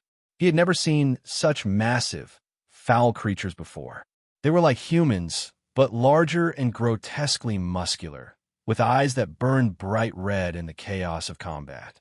These were the Uruk-hai soldiers who were bred for one purpose: war. With their outlandish size and strength, they tore through the tiger ranks like a hot knife through butter. Their fear turned into terror as they saw these menacing beasts approaching them with bloodlust in their eyes. One by one, they started to fall against the onslaught. Despite it all, the Tiger Commander summoned his courage, picked up his sword, and charged into the heart of battle. He took down 2 of the Uruk-hais by catching them off guard before he was overwhelmed. As he was surrounded, the only thought on his mind was how they could possibly have won this battle to begin with. Not only did the enemy have strange, monstrous soldiers, but also a dragon and people who could use magic. The reality of his impending death sank in, as did the weight of Volantis' defeat. He closed his eyes, readying himself for the end. On the sea, Admiral Thorne had broken through the Volantis fleet and now had the port surrounded and had 2 ships blocking the path to the open sea. Any escape was impossible, leaving the Triarchs to hope that they could negotiate some type of deal for their safety. But when their residences were stormed, they instead met the end of a blade. Imperial soldiers continued to storm the city and take control of every part of it. The battle was already decided, and the victory of the Imperial Union was never a question. It was only a matter of time. Walking through the conquered city, Maximus saw the surviving Tiger soldiers being escorted while in chains, while those that died during the battle were going to have their bodies buried outside the walls if they were part of the Imperial Union army, while the Tiger soldiers' bodies would be returned to their families if they had one. If they had no family, then their bodies would be burned to prevent a disease or plague from developing within the city. The scene around him was filled with destroyed buildings from the cannon fire, frightened civilians who were peering out from their hiding places, and soldiers who were tending to the injured. The price of victory was always steep, no matter the circumstances. Arriving at his destination, Maximus looked at the massive residence that was in front of him. It was the residence of one of the Triarchs and was the place where the 4 noble families of Volantis were gathered. Walking into the residence, followed by 10 Imperial guards, Maximus proceeded to the meeting room where the families of the nobles were gathered. Walking into the room, the noble families were already on their hands and knees before Maximus as the warmongers walked up to him. "Your Excellency, these are the 4 noble families of Volantis: House Saphira, House Illyrian, House Sithorios, and House Valyrian," announced the warmonger. The once mighty noble families of Volantis now humbled before him in the ruins of their grand city. The four families, once the most influential in Volantis, now knelt in silence, their opulent clothing a stark contrast to the devastation outside. House Saphira was represented by Lady Alyssa Saphira, a tall woman with silver-white hair and piercing blue eyes. Beside her, Lord Illyrian, a man with a sharp, calculating gaze, was already attempting to conceal the panic in his eyes. His family had long been known for their wealth and control over the trade routes, but their influence was now slipping through their fingers. House Sathorios was represented by the young Lord Asim Sathorios, his dark skin and proud demeanor an echo of his family's ancient ties to the land beyond Volantis. Finally, the Valyrian representative, Lord Theon Valyrian, was a stern man with a hard jaw and weathered skin, his family's Valyrian bloodline making them powerful in sorcery and warfare, but even they were no match for the might of Maximus's army. Maximus stepped forward behind him. The presence of his imperial guards stood like silent statues, waiting for their leader's command. His eyes flicked from one noble to the next, noting their expressions of fear, anger, and disbelief. From here on out, Volantis will be placed under the Imperial Union's authority, announced Maximus. However, he recognized that outright killing the four families who held the ancient blood of Illyria would brand him as a tyrant and alienate the citizens. He needed these families for their influence, for their knowledge of the city, and above all, to keep his rule over Volantis stable. Keeping them alive wouldn't affect his plans of getting rid of slavery and would bring more benefits to stabilizing the region he just conquered. I will allow your families to continue existing under a few conditions. First, the practice of slavery shall be abolished immediately, and the necessary steps will be taken to ensure slaves can be incorporated into society. Second, each family will follow the laws of the Imperial Union, and breaking any of these laws will result in your family being exiled or worse. Third, as long as you abide by the laws of the Imperial Union and prove your loyalty, I promise you more wealth than you can possibly imagine. The silence in the room grew thick as Maximus's words hung in the air. The noble families of Volantis, who had once known nothing but power and privilege, now found themselves at the mercy of an empire that had just shattered their city and toppled their way of life. Lady Alyssa Saphira, though still on her knees, raised her head slightly to meet Maximus's gaze, her piercing blue eyes scanning his face. Her lips were pressed tight, as if weighing her options. Behind her, the other nobles, Lord Illyrian, Lord Asim Sathorios, and Lord Theon Valyrian, remained silent, awaiting the response that would determine their fates. Maximus' gaze remained on them as he continued. You must understand, Volantis no longer stands as it once did. Your power, your wealth, your lands, none of that matters anymore. The Imperial Union does not tolerate rebellion, nor does it suffer insolence, he added, his tone softening just slightly. But if you align yourselves with us, there are rewards. You will be able to keep your lives and wealth, but you will do so as loyal vassals. It was Lord Illyrian who first spoke, his voice low and controlled, though it still displayed a hint of fear. And if we refuse, Your Excellency, what then? His hands clasped tightly before him, showing the tension running through him. Then I will burn Volantis to the ground, he replied simply. His words, though blunt, were not spoken with malice. They were simply the truth, a cold inevitability. Lord Asim Sathorios clenched his fists. You would destroy Volantis? A city older than your empire? He spat, his voice rising with indignation. You would burn the cradle of civilization itself for the sake of your so-called peace? Maximus's gaze shifted to the young lord. Your people already destroyed your own city, he said. It was your arrogance, your refusal to recognize the strength of the Imperial Union that led to this. I did not choose this war, Lord Sathorios, but I will see it through to its conclusion.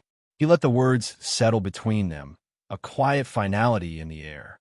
After a long pause, Lady Alyssa finally spoke, her voice steady with the weight of surrender.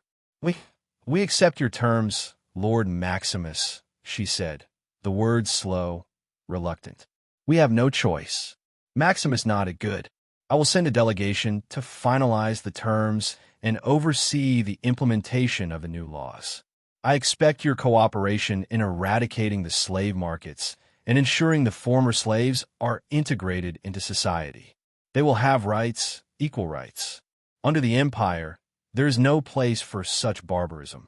Maximus tilted his head slightly, a small smirk crossing his lips. History is written by the victors, and you, my lords and ladies, are lucky enough to still be here to write it. Outside the Triarch's residence, the city of Atlantis was still in turmoil. Imperial soldiers patrolled the streets, enforcing the laws of the Imperial Union. At the Red Temple, Lilith and her witches were negotiating with the priest and priestess for a peaceful resolution. Dozens of Red Priest and Priestess participated in the battle and lost their lives. But they were doing so in order to protect their home and power which they had established within the city. Maximus recognized this and sent Lilith to deal with the situation as she saw fit, but the end goal was to establish control over the Red Temple.